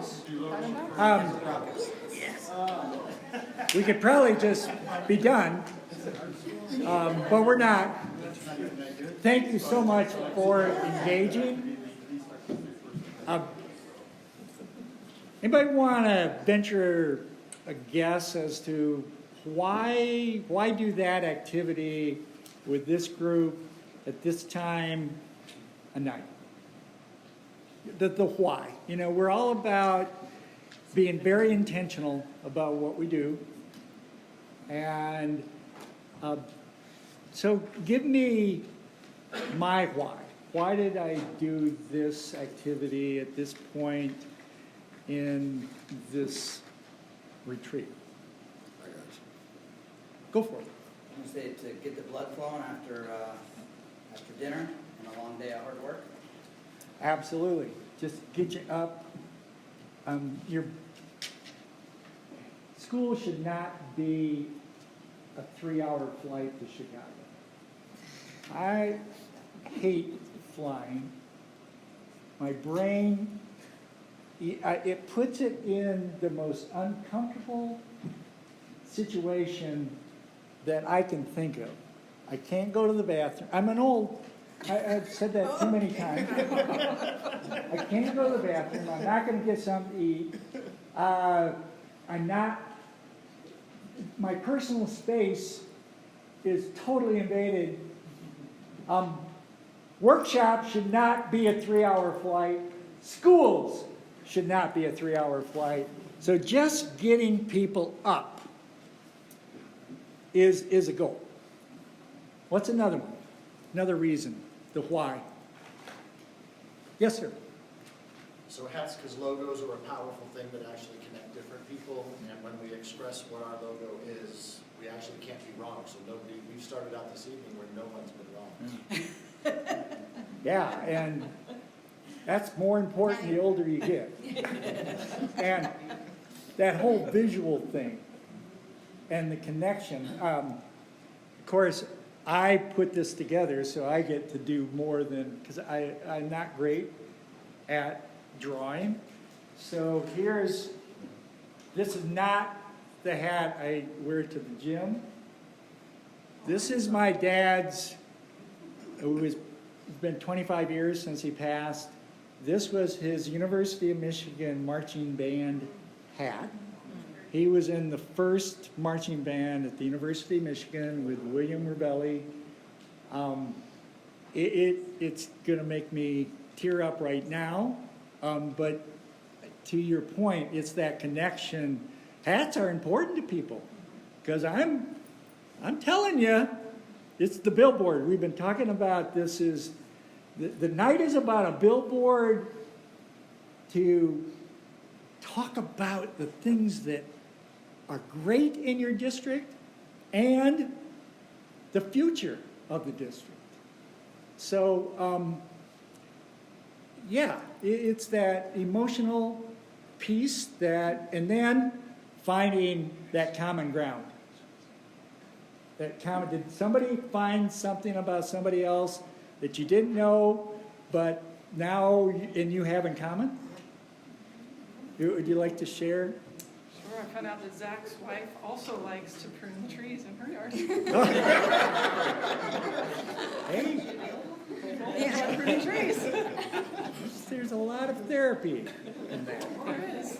You know, to a point. The Mr. Miyagi, does that even ring a bell with anybody? You know, and remember he had this. Bonsai. Yeah. Just testing your age. This whole thing about pictures to words. I am more of a visual guy than I ever was. And I don't think that is age. That's just how my brain works. And, you know, I think we abuse PowerPoint as far as our brains are concerned, because we don't do enough visual. We don't do enough. This was pictures to words. Now we're going to do an activity where you're going to go from words to pictures, okay? And it'll be a little bit of risk. But again, it's that idea of knowing who you are as a district. And in front of you on the table, and we have multiple copies, is your vision, mission, and priorities in words.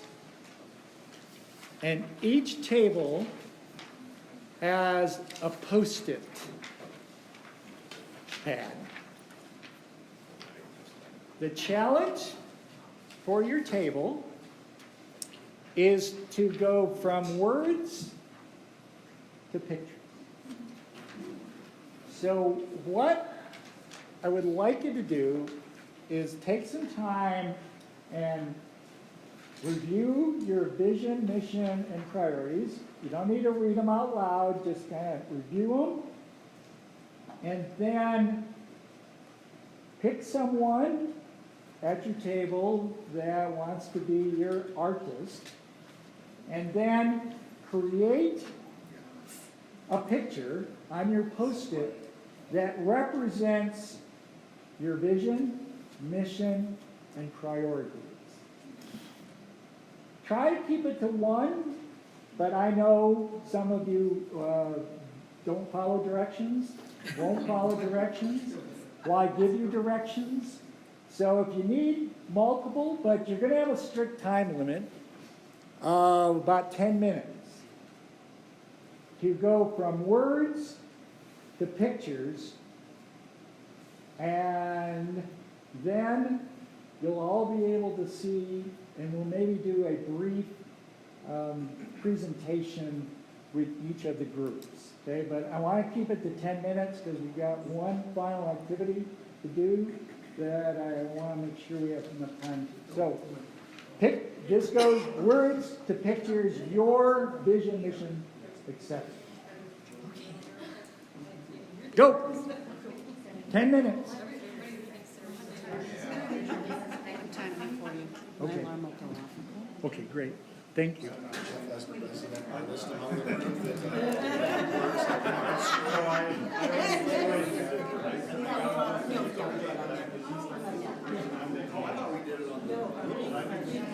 we on the big poster? Yes. We're working off the little 3x3s. The 3M. You get the big poster. And try to make it as visual and avoid, if you can, any words in your picture. Avoid, you're going from words to picture.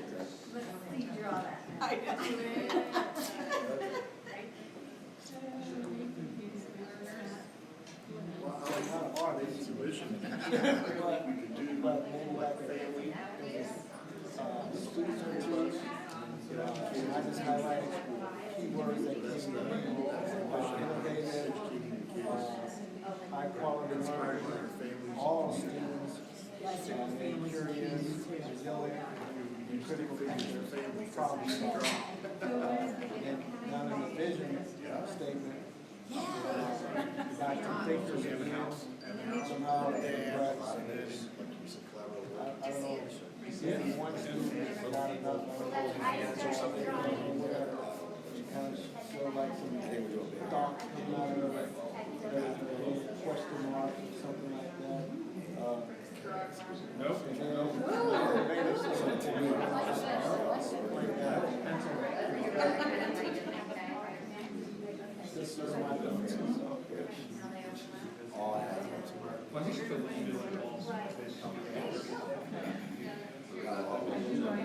the vision.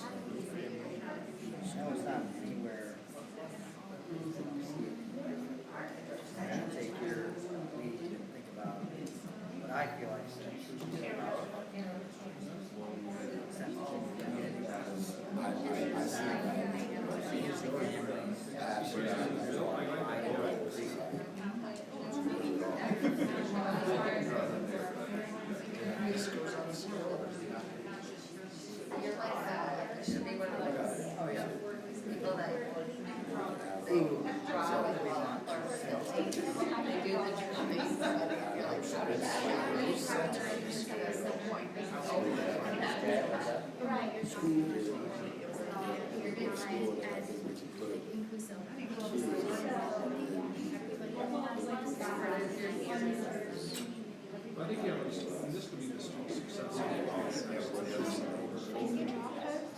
I know you can draw plays. I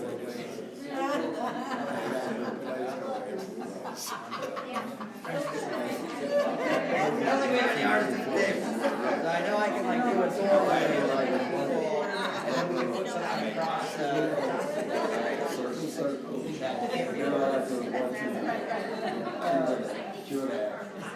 yeah.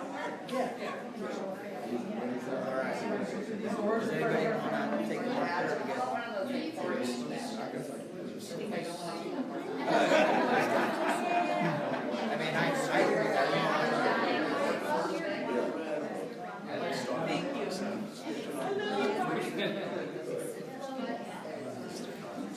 5-minute warning. I did tell you guys I'm not an artist, right?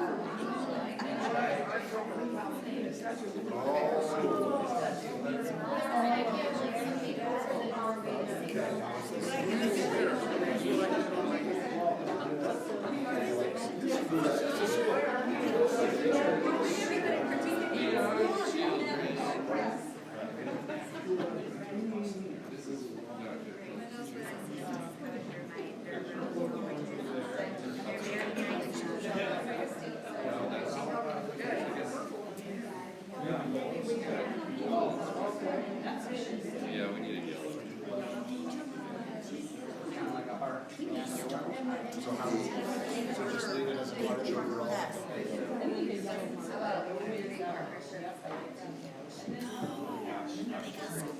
Would orange work?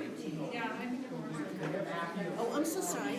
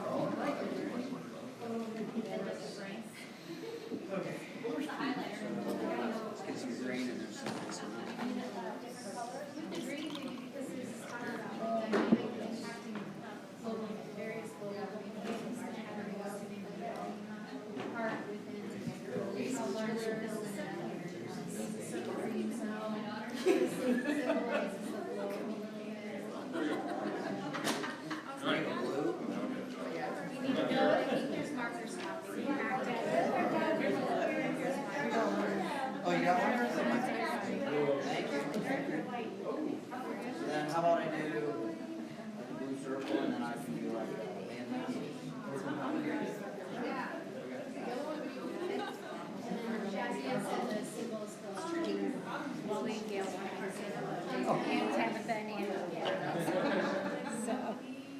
Prove that I'm working. Right?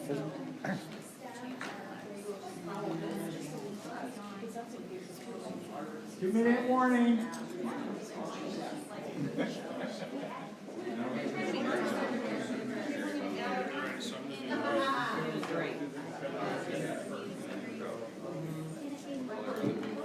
Yes? Yes, please. And then when you said something about students. Thank you, guys. I don't know if that's a question or a simple question or there it is. Let's do it.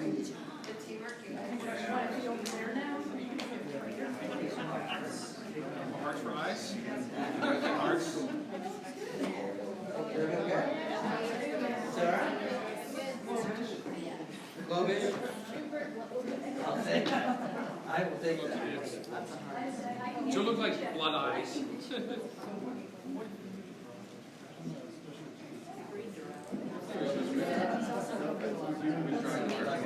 Change the color. No, I like it. I like it. We're thinking no hearts. Everyone else is hearts. While you're finishing up, pick a spokesperson.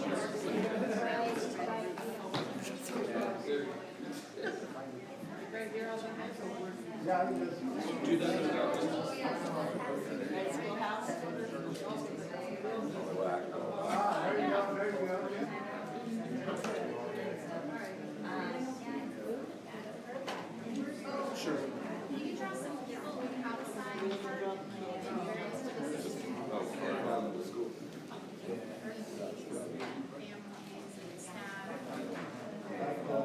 Glad you're at our face.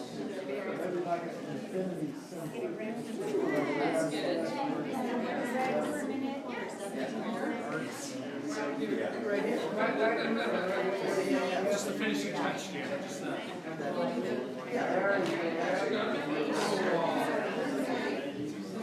It was all downhill from there.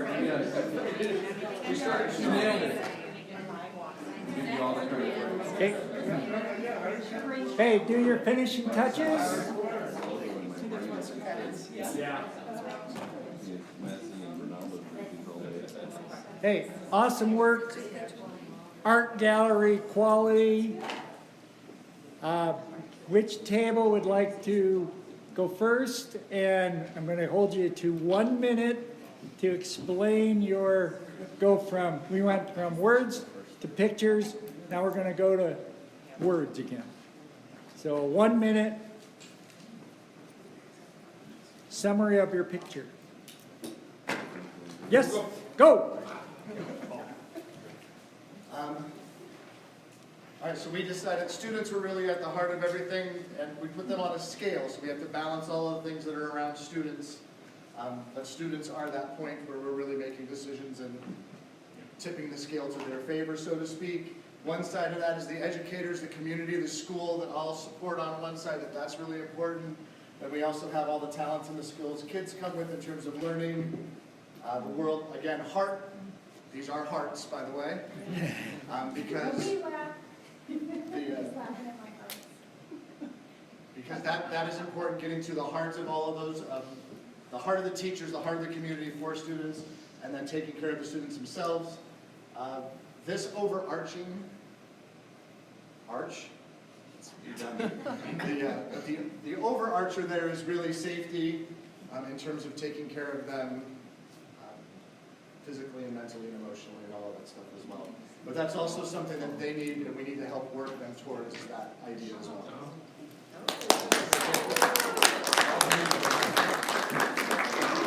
Go, Frank. All right, so we, first of all, we went with a crest/shield. The reason we chose a crest. Crest represent the family history, the heritage, and Cave Creek is a district rich in history, heritage, and community and family. So that starts us there. The shield represents our students' safety, always making sure that we are guardians for them.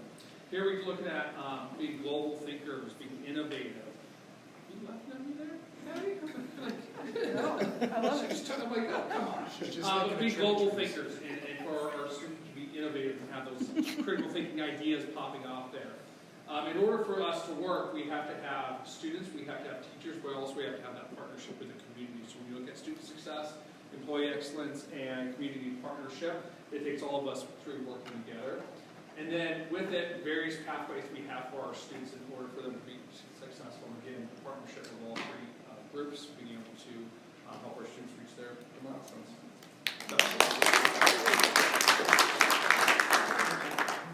Who's next? Go. Okay. So we started our thought process with actually the priorities, and all 5 priorities linked to one another. So that's the link, and then in each link is something representing something from each one of those priorities. And when they all come together, they support our mission of CCUSD, which again, similar to what others have already said, we've got the heart, we've got the brains, the innovativeness, it's late. We've got critical thinkers going on in here, and they all work together to ensure that we are creating and instilling lifelong learners together.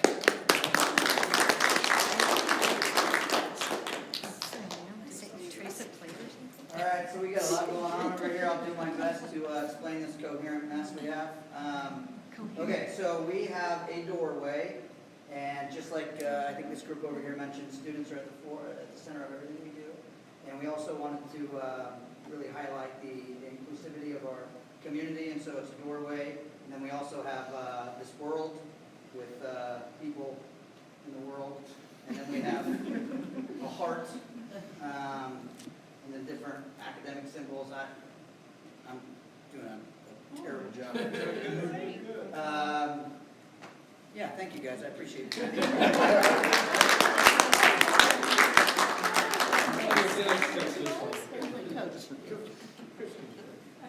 Oh, man. Well, real quick, I think when you talk about the heart of everything, I think we talk about our pathways. So this hearts represent different pathways of how we do things. So from school to school bus to house, which is home, where we come from. I also think this global like you guys, but I think this makes Cave Creek special because we got people from different places, all walks of ages, sizes, culture, everything. So we got global, and here's our pathways, the different ways that we want to help our students and our community, and also bring out the differentiations of all this stuff.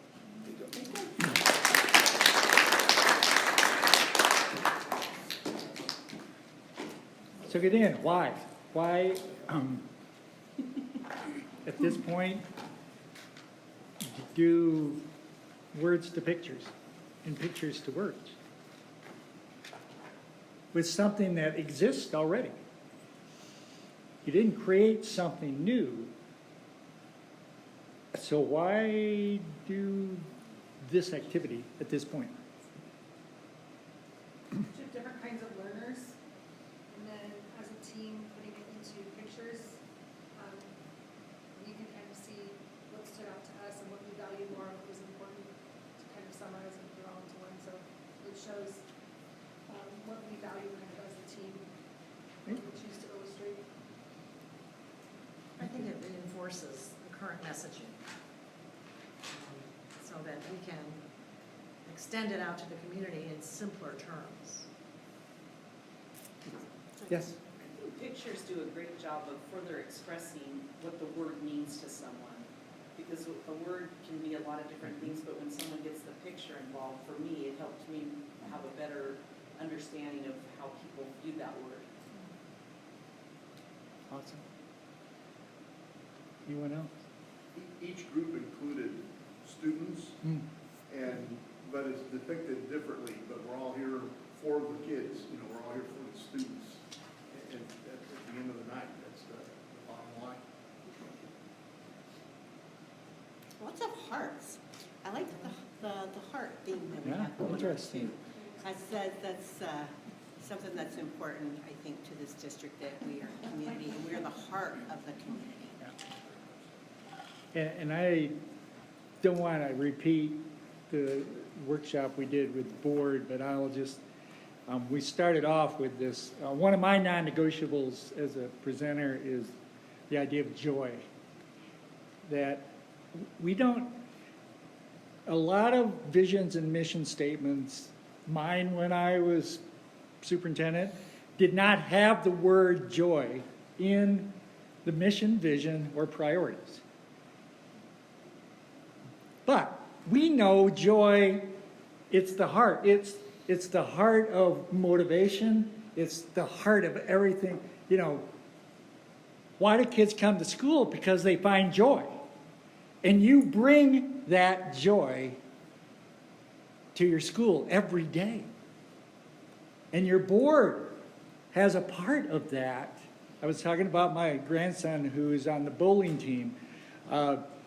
He's had a hard life, bacterial spinal meningitis when he's 3 days old. And where he's at in Michigan, they have a bowling team. And he found a niche. It took 15 years, but and that brings such joy to him. So this idea of this heart, to see this idea that it may not be written, but I know that joy is a priority in this district. Okay? So I'm going to take another risk here and kind of take it up a notch with this idea of working together. The idea of bringing community people, boards. This doesn't happen very often, if it happens. So my task was to take advantage of this time and give you an opportunity to engage and really get to know each other in a way that makes the vision, mission, and priorities happen. Because we know without the community support, without the board, without you, it doesn't become from the picture stage to the reality stage.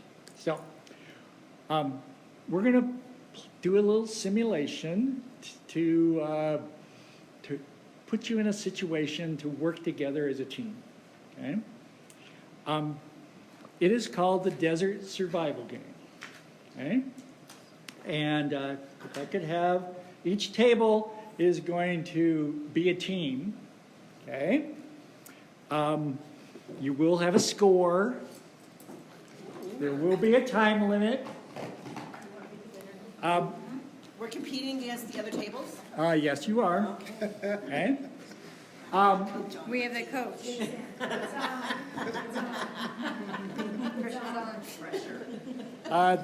Let me give the anticipatory set. to your simulation. You can open your book. And the first thing you're going to do is you're going to score yourself as an individual. You're only going to have 5 minutes once I say go as an individual. Then, and the individual part, you can't talk, can't use the internet. Then, once I say go as a team, you're going to work together as a team to do the same thing you did as an individual. And here's how it works.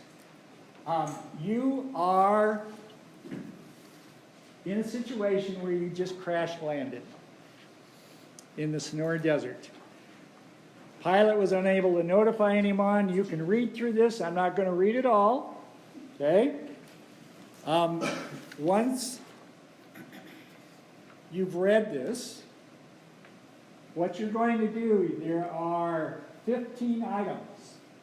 And you're going to, as an individual, rank order based on what you think is the most important to your survival. And then 2, 3, etc. The scoring will be at the end. I'll give you the experts ranking, and you're going to do an absolute score. Like if you put 1 and the expert said 10, you get a score of 9.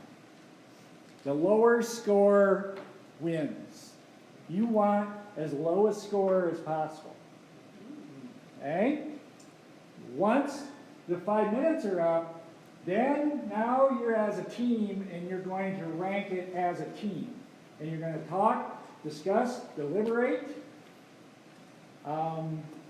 You don't know how much time you have as a team, because I'm going to kind of mess with you on that. Okay? So you're going to end up with a team score and an individual score. All right? Any questions at this point? And this is your booklet. Can I get a blank one? Anybody else have the answers? Zach, thanks for being honest. Yeah. Teacher's version with all the answers in it. This is yours to keep. So, your time limit for an individual starts now. No talking, read through it, and then do your individual ranking.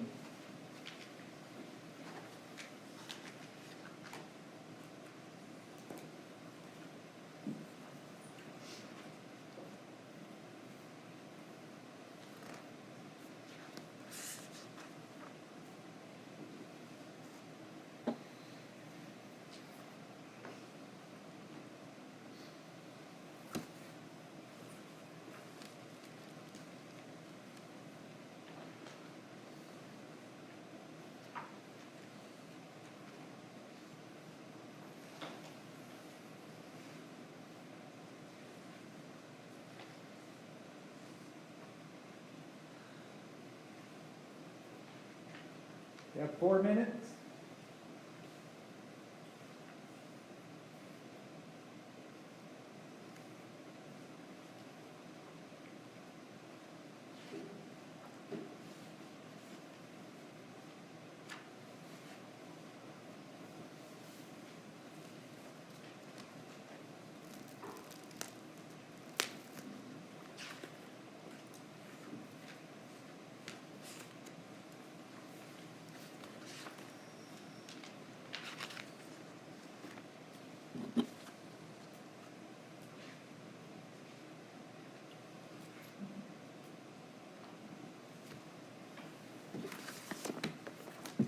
Three minutes.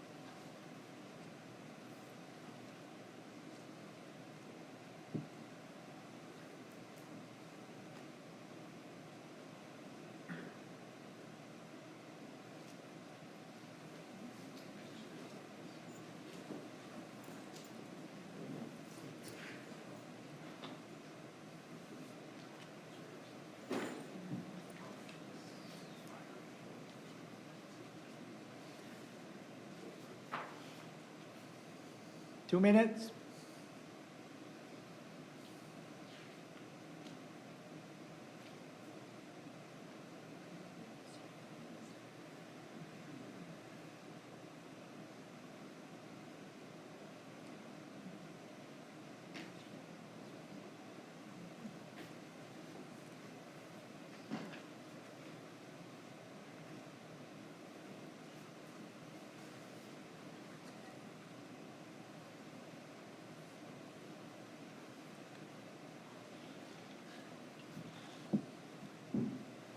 One minute? Finish up that individual ranking.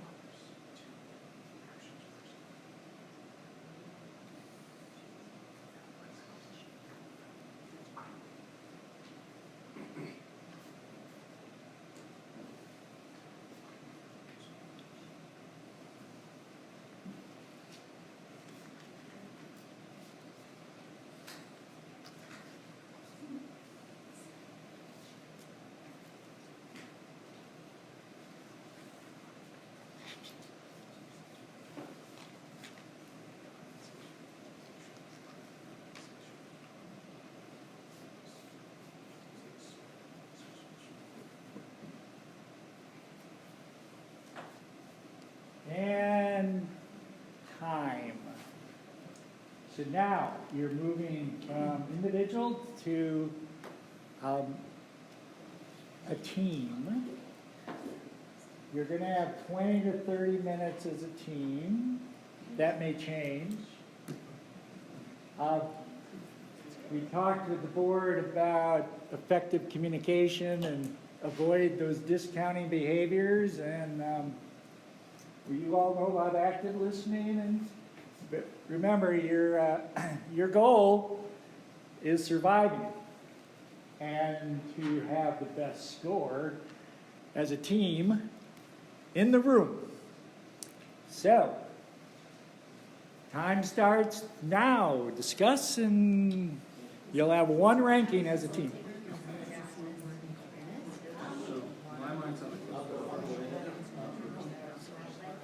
So, you want me to start the single line first? Maybe we should go around the table and see. You say year one, you say year one. So my one was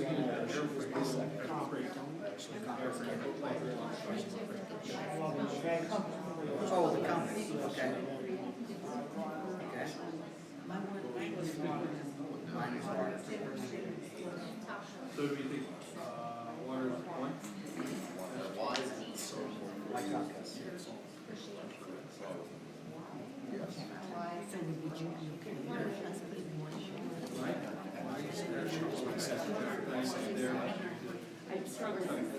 I write parachute pretty high too. Flying over. I had, okay, so right now water number one, three of us, or, I mean, we can always come back and change it. But let's just do, let's just do it pencil this one, so it doesn't go back. So right now, water number one. Boyd, you want to start with your number two? My number two. Oh, that's right, okay, all right.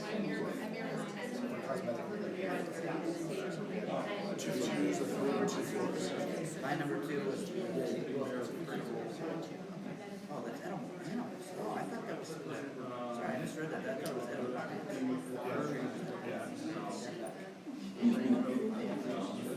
Well, I just don't know.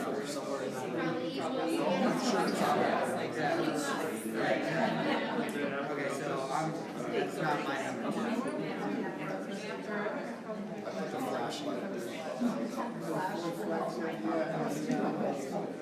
Okay, so we may have two people pick the same number two. So I had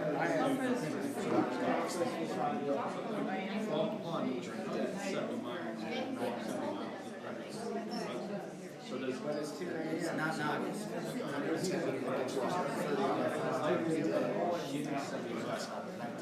Mid-August, yeah. It's gonna be a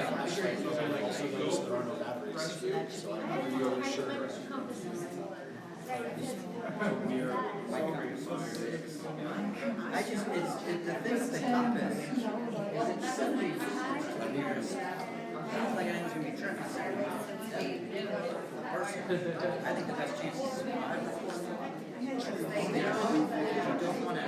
You don't want to expel energy because if you have to travel 30 miles, you're going to drink a lot more water and that's 90% alcohol. So I actually didn't think, now that I'm kind of thinking through it, I don't think I'm out in the middle of nowhere. I'm driving 70 miles with a floor of water. No, that is jet fuel.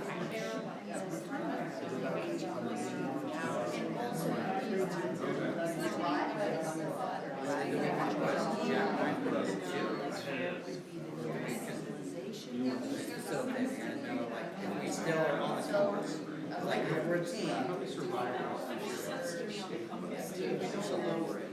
right? Because I mean, are we really going to trek through 70 miles? 7.7 miles is a long way to go, but I was just thinking about part of the flat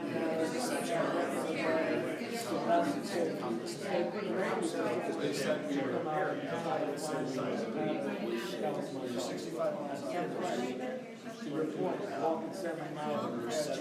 Even walking 10 miles. Walking 10 miles. We're going to be done with the water in 30 minutes. I think we need to hunker down. Spread that parachute out. I'm thinking maybe the parachute.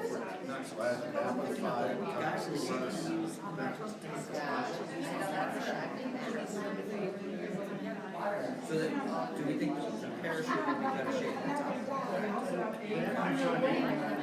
What do we have?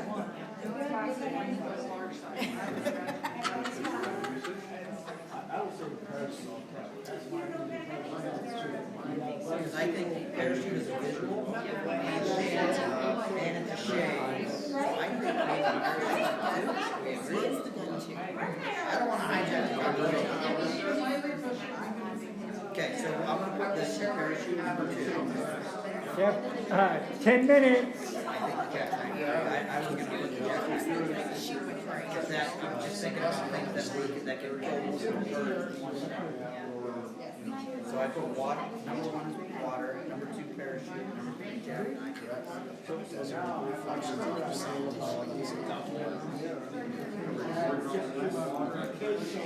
Now we're bumping down, plane comes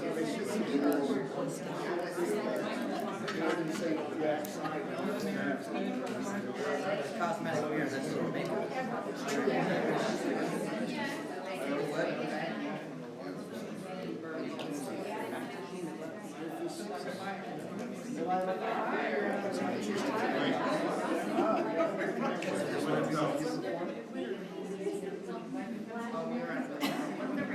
Actually, the mirror is really good. I actually might even put the mirror in. I think the mirror is easily top 5. I never made a fire, but I'm thinking.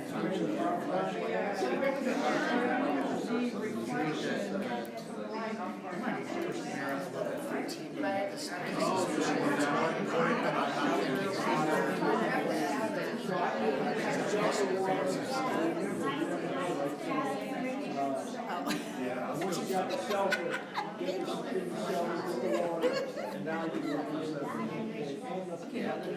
Okay, yeah, you're right. Okay, so now we're up to we have.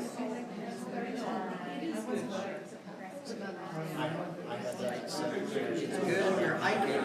So if we were to make the trek across the desert, then we need to salt. So it's really about what's our best chance of survival today and what are leaving. Because if we're leaving, we're saving it all. Yes. Yeah, no, you're right. Absolutely, you are right. So maybe we put the salt in 5 to make the water last longer. No, because my cosmetic girl is Why do you think you disagree with that? Why did you know that when I did this in my class, they gave us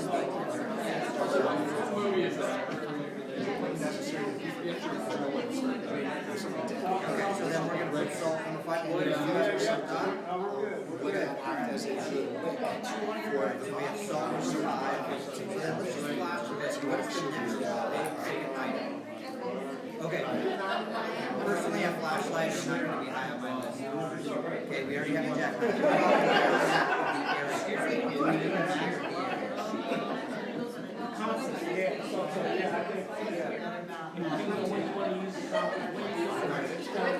That's right.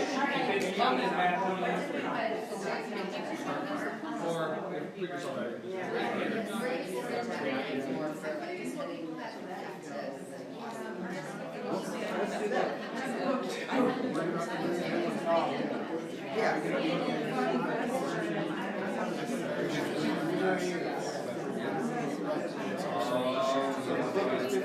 Yeah, let's do the book 15. I think sunglasses might be cool. Do you want to put sunglasses? Yeah, I'm going to put sunglasses 14.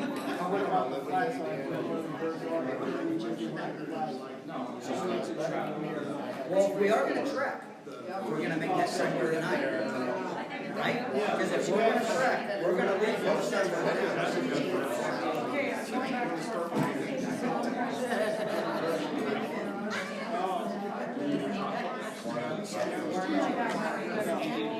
So then are we going to put that as number 6, the gods? Now what about the pistol? The loaded pistol, is going to be a Lord's of Life?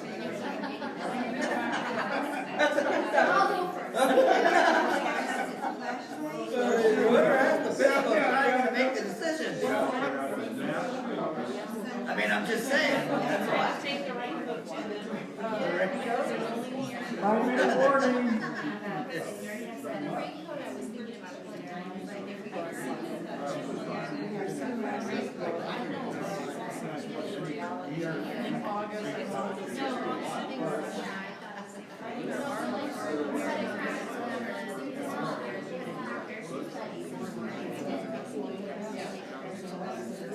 Okay, so we got, we're 7 through 13 right now. So what's 7? Do we want to do the compass 7?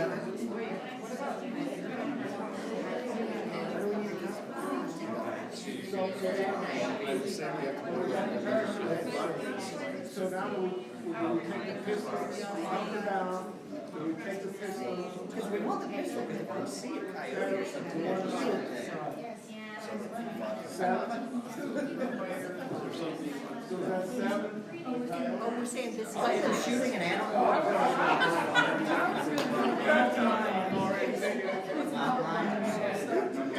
already ready to go. Is the pistol more important than the compass? I'm down.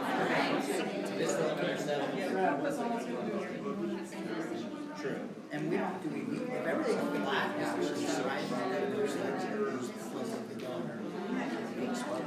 exactly. Yeah, do we even know which direction? I've seen the Bear Grylls,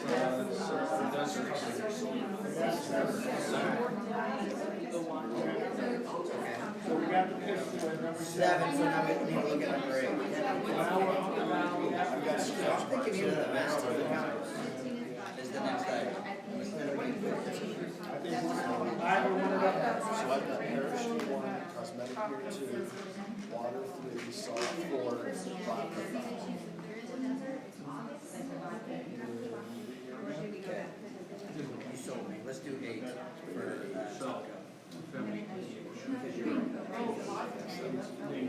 I think vodka is important in case there's an injury. Let's do vodka number 9.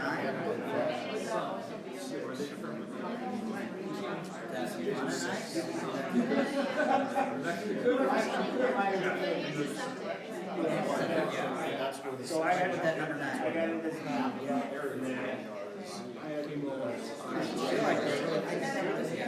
So now we're down to the composite match. We don't have a flashlight. So I think now we're going down that. Can't spell that for the street. Now we're thinking about wall. So now we can map compass and then make your flash. Yeah, you're right. So what, 10, 11, 12? So whatever order we think, I can would say flashlight for me.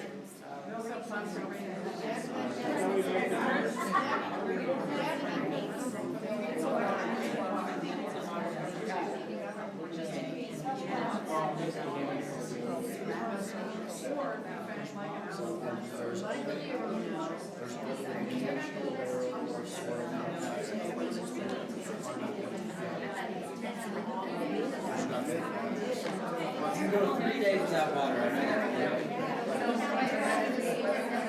I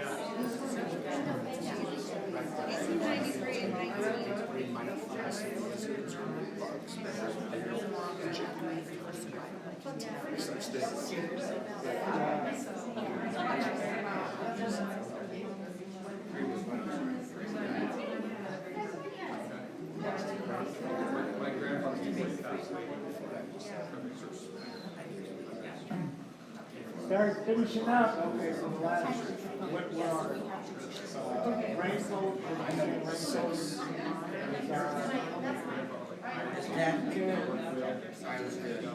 now we're down to 7.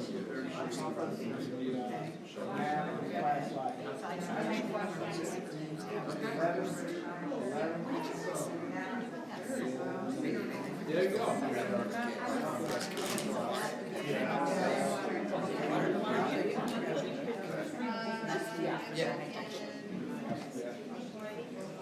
So we had flashlight 11. How far north? Alchemist was 12.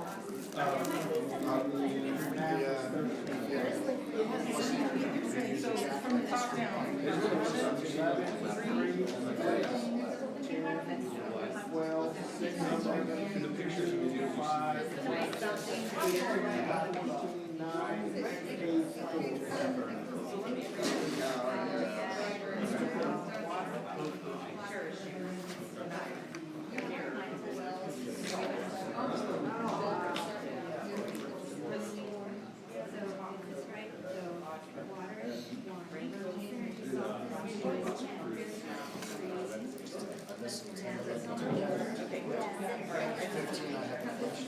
Okay. All teams done? We're done.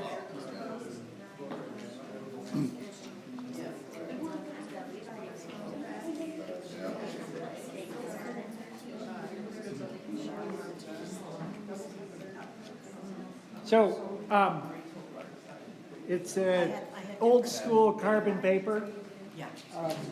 So you can rip it, and we'll go through the experts' ranking. I know you'll want to debate, but the judge's decision is final, or we'll not get out of here. All right. Ready? Yeah. Here we go. Number 1 is the cosmetic mirror. Of all the items, the mirror is absolutely critical. It's the most powerful tool you'll have for communicating your presence.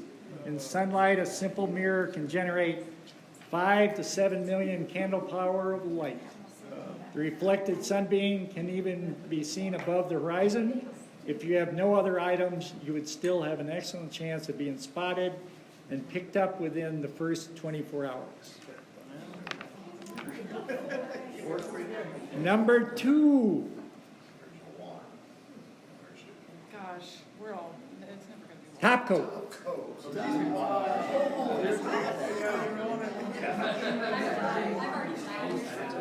Once you have a communication system to let people know where you are, your next problem is to slow down dehydration. 40% of your body moisture that is lost through dehydration is lost through respiration and perspiration.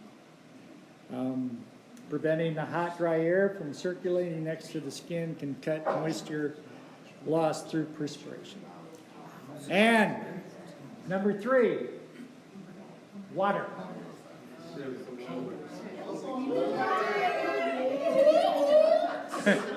You could probably survive 3 days with just the first 2 items. Although the quart of water would not significantly extend survival time, it would help hold off the dehydration. It would be best to drink the water as soon as you become thirsty so that you can remain as clear-headed as possible. And number 4, flashlight. There's no batteries.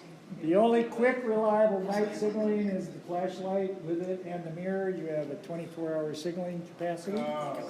It is also a multi-use item during the day. The reflector and lens could be used as an auxiliary signaling device. And number 5, parachute. Parachute can serve both as shelter and a signaling device. Number 6, jackknife. Although not as critical as the first 5, jackknife would be useful for rigging the shelter and cutting up the very tough barrel cacti for moisture. And the next one, plastic raincoat. Any Girl Scouts or Boy Scouts in the room? You can make a solar still with the plastic raincoat, where you put a rock, dig a hole, put a rock, the moisture comes up out of the ground and drips down into a little cup, a solar still. Okay. Number 8 is the .45 caliber pistol. By the end of the second day, speech would be seriously impaired and you might be unable to walk. The pistol would then be used as sound signaling device and the bullets as quick fire starters. The butt of the pistol might also be used as a hammer. Next, sunglasses.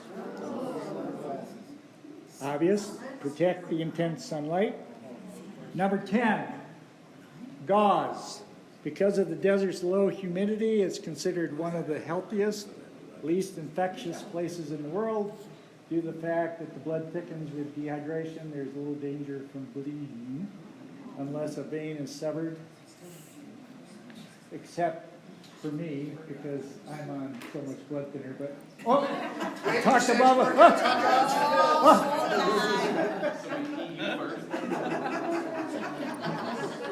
Just look at me and I bruise. All right, here we go. I'm hoping you're on for accent. Okay. We're not going to talk medicine. Yeah. Number 11 is magnetic compass. Aside from the possibility of using it as its reflective surfaces, the compass is of little use. It could even be dangerous to have around once the effect of dehydration takes hold. It could give someone the notion of walking out. Yeah. Number 12,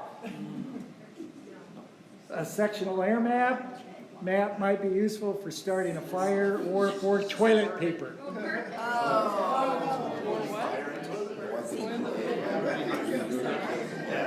13, book entitled Edible Animals of the Desert. The problem confronting the group is dehydration, not starvation. And 14, when severe alcoholism kills someone, he or she usually dies of dehydration. Alcohol absorbs water. The body loses an enormous amount of water trying to throw off the alcohol. And salt tablets. Widespread myths about salt tablets exist. With dehydration and loss of water, blood salinity increases. Sweat contains less salt than extracellular fluids. Without lots of water, salt tablets would require a body to get rid of the increased salinity. So, here's how you figure your score out. It's an absolute value, so no minuses or pluses. So if you said a 9, and it was a 9, you have a 0. Oh, okay. If you said 10 and it was a 15, you have a score of 5 to that item.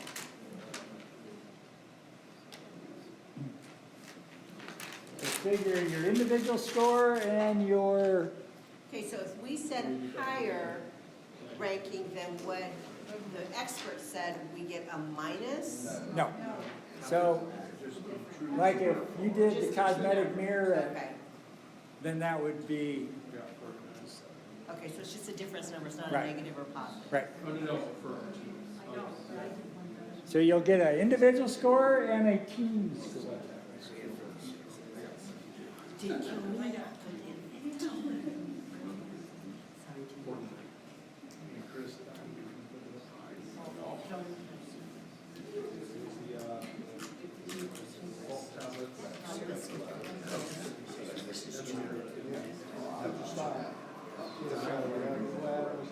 Just how many you want.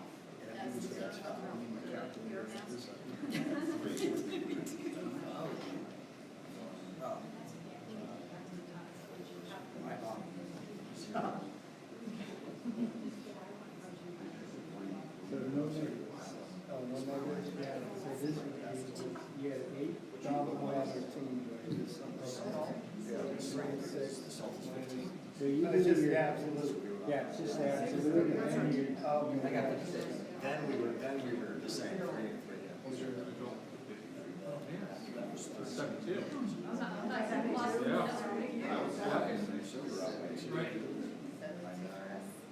guys do as a team. Man, you did better as an individual than you did. one off, I think she's.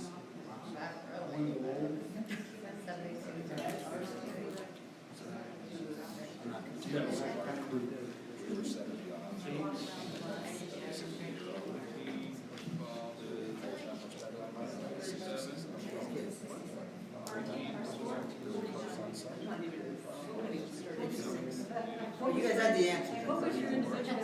What's that? Oh, I didn't do that. Much worse than 56. 58? I'm off the ice, that's all I can say. Well, that edible plant. I think that's an edible plant. It's so weird. No, edible plant. Like how many plants in the desert?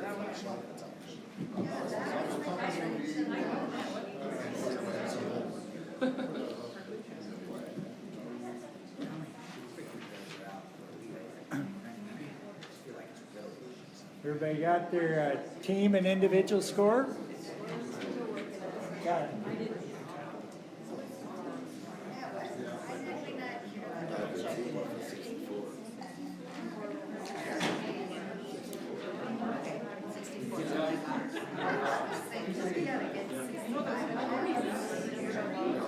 You go that way,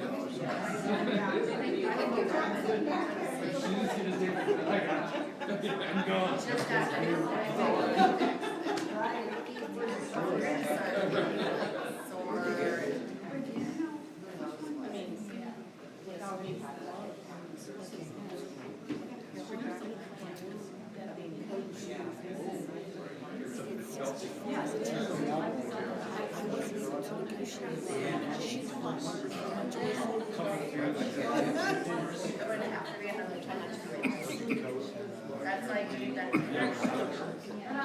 Okay, if I could have your attention, please.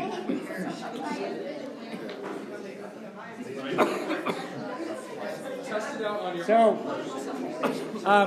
don't give me your individual score, but if you don't mind, how many of you did better as an individual than you did as a team? They did better. That's a little better than the average. Or, yeah, they've created it. It's getting to that hour that you don't want to hear any statistics from me, but this simulation game has been actually 1974 when I was at the University of Michigan. I was part of the pilot, and they have a pretty big consulting company that does this work primarily in the private sector, team building, and they also have the Arctic survival game and some other things. But they've got a data bank now of where they can compare males and females. Females always do better, et cetera, et Not cetera. in this room. No. So, Sorry. let's get this out of the way. Anybody want to give their team score? 64. 64. Can anybody beat? 56. 56 square? Yeah, right here. Anybody beat a 56? 49. 49. No. 14. For a team? Yeah, the answer. So you're leaving me behind if you want to get 49. 49 for a team? And you did better than the team? We had 70. Janet, what is your score? Oh. 48. Same as mine. All right. So we have a winning team. Yeah. Right? We have to split the money. Because I ran out of time to get gift cards. I was in Walmart, but the line was too long. More fire. So, quickly, what's the aha for you from this activity? Yes. I need people. Ah. Bumper sticker. Yeah, I need people. I need people. I think you could rephrase that to the district needs people. Not to, what other ahas? Yes? I watch how people collaborate and communicate and sometimes compete. Like, what are the intergroup dynamics? And what'd you find? There were different styles in terms of what people thought was right, where compromise happened, in more just perceivable or imperceivable engagement. So it just kind of gave me a little bit of a sign into how we may solve everyday problems together. Okay. That compromise is huge because, when you come across, I had something really low, they had something really high, and like, well, you sometimes have to give in and say, okay, that's fine, we'll do that one, and then we'll talk about what's next. Let's, we can come together on what the next one is. But there was a couple that we were very different on, but we just said, okay, let's try that one, and then that's the next step then. So. I don't know, I wanted to go and find the people. Obviously, the better choice is to stay put. So trusting the people that you're with, I think, to instead of automatically seeking something else, someone else to help you. Trust. Trust. Need. I was just gonna say, just even from the beginning, how we wanted to share out our scores. One person just said, let's do it like this, and that was not jiving for me. And the whole time I had to keep telling myself, it's okay to do it this way, even though in my mind it felt like it would have been easier to start with, okay, who has number one at what? That in my mind, but in reality, like, it worked out for us to start from the top and just start going down the list. But it took for me to, like, again, what you guys are saying, like, work with the team and to listen to what everyone was saying, even though it wasn't working great for me, it worked out in the end for all of us. Great. Thank you. It was interesting too, because this is a relatively low stakes. I mean, it's kind of like, whatever, in 20 minutes we'll know the answers. And so it was relatively low stakes, so a little bit easier to compromise. And even then, sometimes it was like, okay, well, I guess I'll try it. So when you get to higher stakes, like your values, your beliefs, or what you think is best for someone, then like that's where it gets a little bit harder to compromise. And you do this as a district and as a school all the time.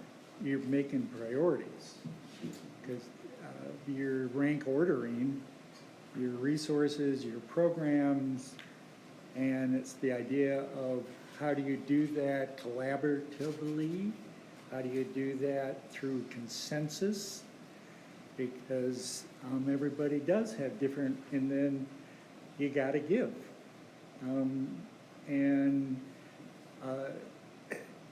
So it's actually kind of not kind of, it's a metaphor for kind of the big decisions that are going to be happening as you look to the future, as you make your priorities and continue programs that are critical to your mission and vision, and we're in the future, how do we take our limited resources and prioritize them? And it's hard work. It's hard work where you do have, somebody talked about given you have a position, and now I've got to give a little bit. And I talked about a little bit with the board, this idea of you got to get ideas out on the table. You've got to have diversity in thought and ideas, and then the process starts of prioritizing and putting dollars to things, but you got to start with that idea of getting it out on the table and then working as a team to come up with those priorities. So, any other thoughts on this simulation? Yes? What I found really interesting is our team didn't even think about staying put in the activity. We're going. Like, we were all in from the get-go. And even though we had the worst score, we probably didn't survive, we did it as a team though. And we were collaborative from the start. So I think that we can kind of take that, even though teams like this are successful, right? They're successful as a team, but even as we go through our day-to-days and, we have some meetings that we collect ourselves together back as a team and say, okay, this didn't work. We went into this together, but with our next task, we built that collaboration together. Awesome. I think it's a good study in putting your own ego and different skill sets aside when you're in a situation where it's maybe not your forte. If you typically are in a leadership role or whatever, but you're in a situation like this, and it's hard because it's like what Patty said, well, we knew in 20 minutes it was over and we weren't really dying in the desert or any of that, but it's good to put all that aside and listen to everybody else's rationale behind why they believe that this is this number and that kind of thing. I learned a lot from that. I think being transparent and vulnerable, just being vulnerable. I mean, no one in this room knows everything. So being vulnerable by saying, hey, I really don't know, I need your help with something, and then on the flip side of being transparent, to say I need help with something. I don't have to be right all the time, so. Well, I said, Scott, I know you were a Boy Scout. Tell me what you would do. And I told my table I dropped out after brownies. There was here, and then there was somebody in the back. Go ahead. Our team would survive. Even though we had a higher score, our conversation at the table was very even. We did a good plan, we had good thoughts together, and came up with an agreed on. We would survive. Some of the best golf I ever played, I had the highest score because it was the friendship and the. Yeah. So thank you for sharing.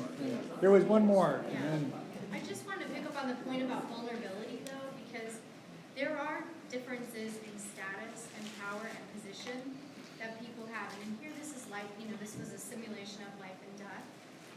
In our schools, it may not always be life and death, but people have different vulnerabilities and risks and power when they come together to set priorities. And not everybody has the same weight assigned or recognized to their voice and their perspective.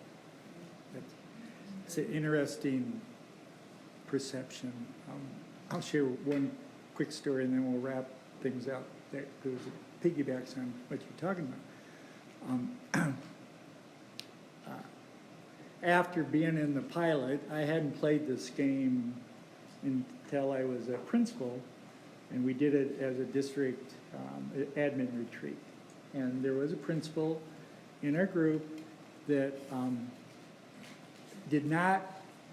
wasn't perceived as taking the lead when we did those kind of activities. She had been married to a pilot. He had died of a heart attack, sadly, but she, because of her husband, she argued for the mirror, but we totally discounted her.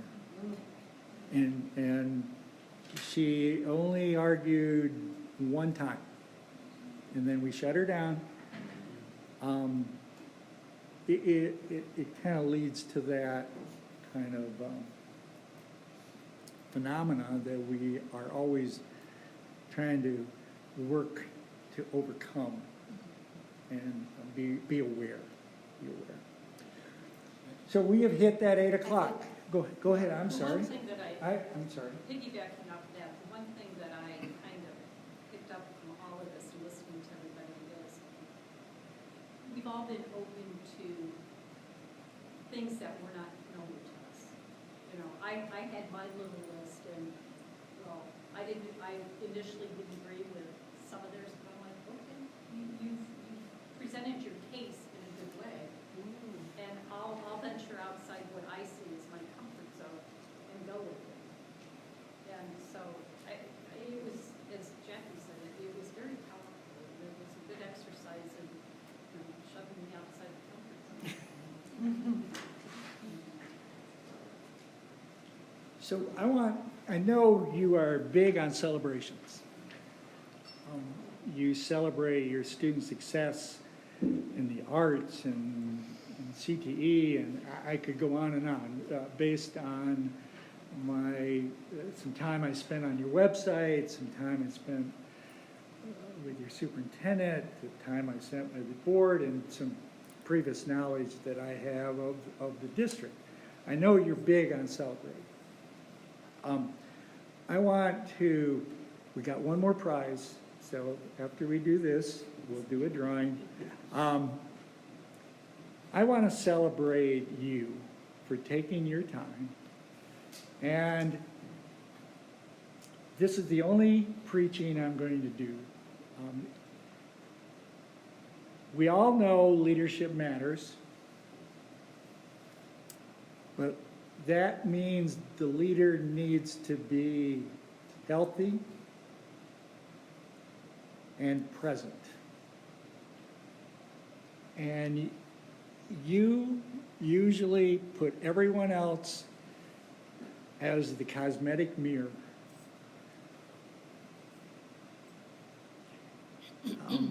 Because that's what you do. You put everyone else first, and then you're down there number 15.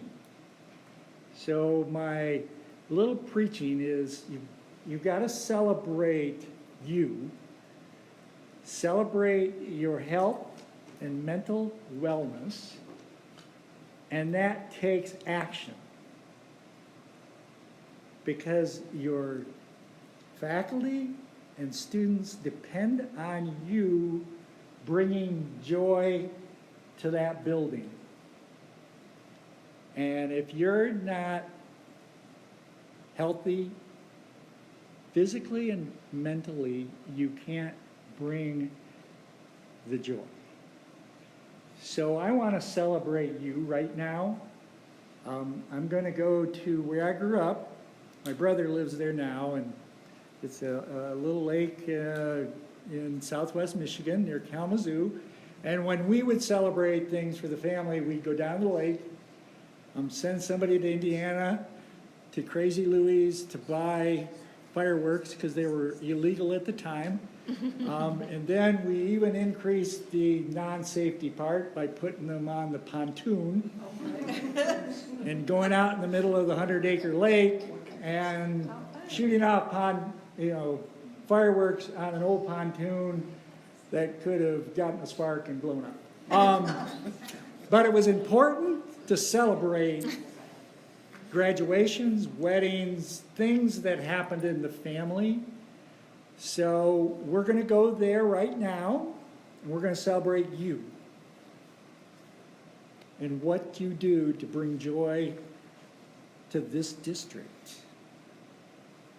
And I'm not going to pull out my fireworks. I do have them, but yeah, they would go off. I was in a hotel room the other day in Colorado, laying there, and I look up and there's a sign that says no hanger. And I'm going, who would even think of putting a hanger on a fire? That's how my mind works. So I had to Google it. Instead of going to sleep, I had to Google, and somebody did that in a hotel room, and it caused millions of dollars of damage. Of course, it was a high school kid. And now they have those stickers all over the world. So we're going to go to the lake, put the fireworks on the pontoon, and you're going to do the fireworks, and this is celebration for you. So there's 3 parts to the fireworks. We'll practice. There's a sizzle. Everybody sizzle. This is my favorite part, to see people do this. And then they boom, boom. And then you look up, and you go, ooh, ah. If you were a group of superintendents, they would go ah, ooh, because they don't follow directions at all. Okay, here we go. This is for you, for putting your time, for bringing joy. Sizzle. Boom. Boom. Boom. Ah. All right, prize time. All right, get your tickets out. 815. 6, 3, 5.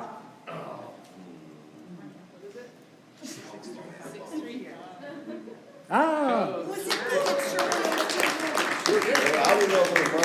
All right. Point. 25.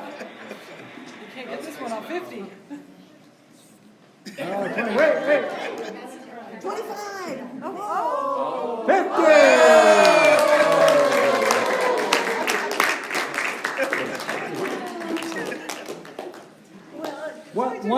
One thing before you go. I have this thing called the walkaway conversation. It's what you're going to do when you leave. It's what I do with the dog. I am semi-retired, and I have a lot of conversations with the dog about my performance, about a lot of things. What I'd like to do is take 2 seconds or more to see if you could share me a walkaway conversation about today that would help me as if I'm ever invited back anywhere. So a couple things, walkaway conversations, do them here. Anybody have it?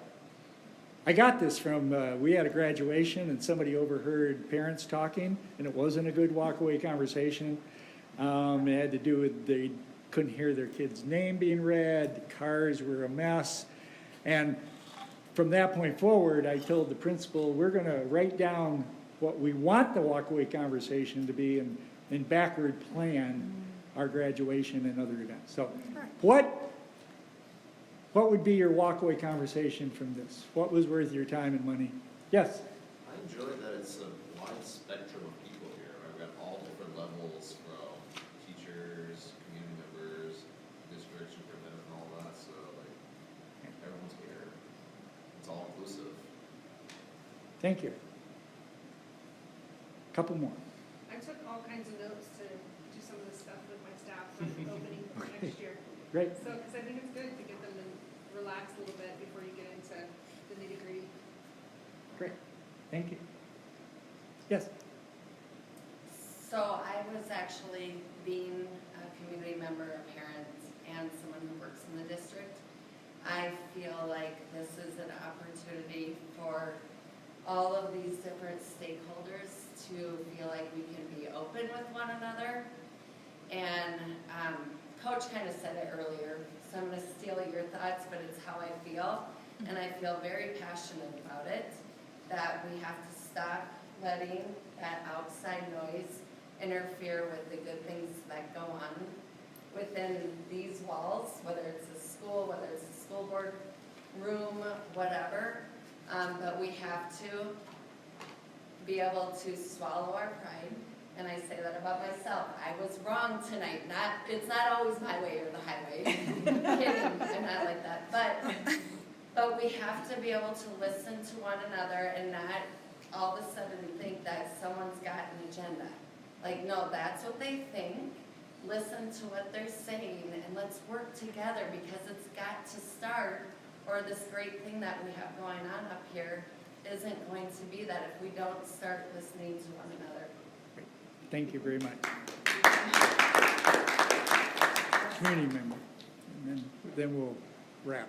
Thank you so much for the invitation. I know I didn't ever know that you ever invited a community member. And Jeff and I have already figured out he's going to use Gabriel's Angels for school. Just because I happen to be one, that I have to be in charge today of funds for the funding for the boys. So the resources that we have in this community are enormous. And all we have to do is ask. And it will just pour into the walls of the schools. Thank I can't wait. So, this has been a wonderful evening, and I've enjoyed the conversations. We did intentionally bring a group of diverse people with different backgrounds and experiences in the room. And so the goal is to have this collaboration continue, because we know we have lots of work that we can do here in the district with everybody at the table. So that's really important to us. So you can probably be expecting invitations to similar type conversations where we get really down more into establishing those priorities, as Dr. Clem talked about, because we know that we need to make sure. I know the board talked about what are we famous for, and I'm anxious to hear about that, because we need to share our message out there. We need to tell our story, right? Coach said it very well. Coach knows the wonderful things we're doing here. Why doesn't everybody else know this in the whole universe, right? How wonderful this district is and the things that we have going for us. So just wanted to let you know we're going to continue this conversation, and this was a good start tonight. So thank all of you for being here. I'll turn it over to you, Jen. I too want to thank everybody. We've never done bringing together quite like this before. And so it is, Marcy had said, it's a very diverse group, and there's been a lot of good things that have come out of this, and I'm very excited to see where this will take us as a district. So stay tuned. And with that said, board members, I need a motion to adjourn. So moved. Second? Second. All in favor? Aye. Anybody opposed? All right, meeting's adjourned. Thank you.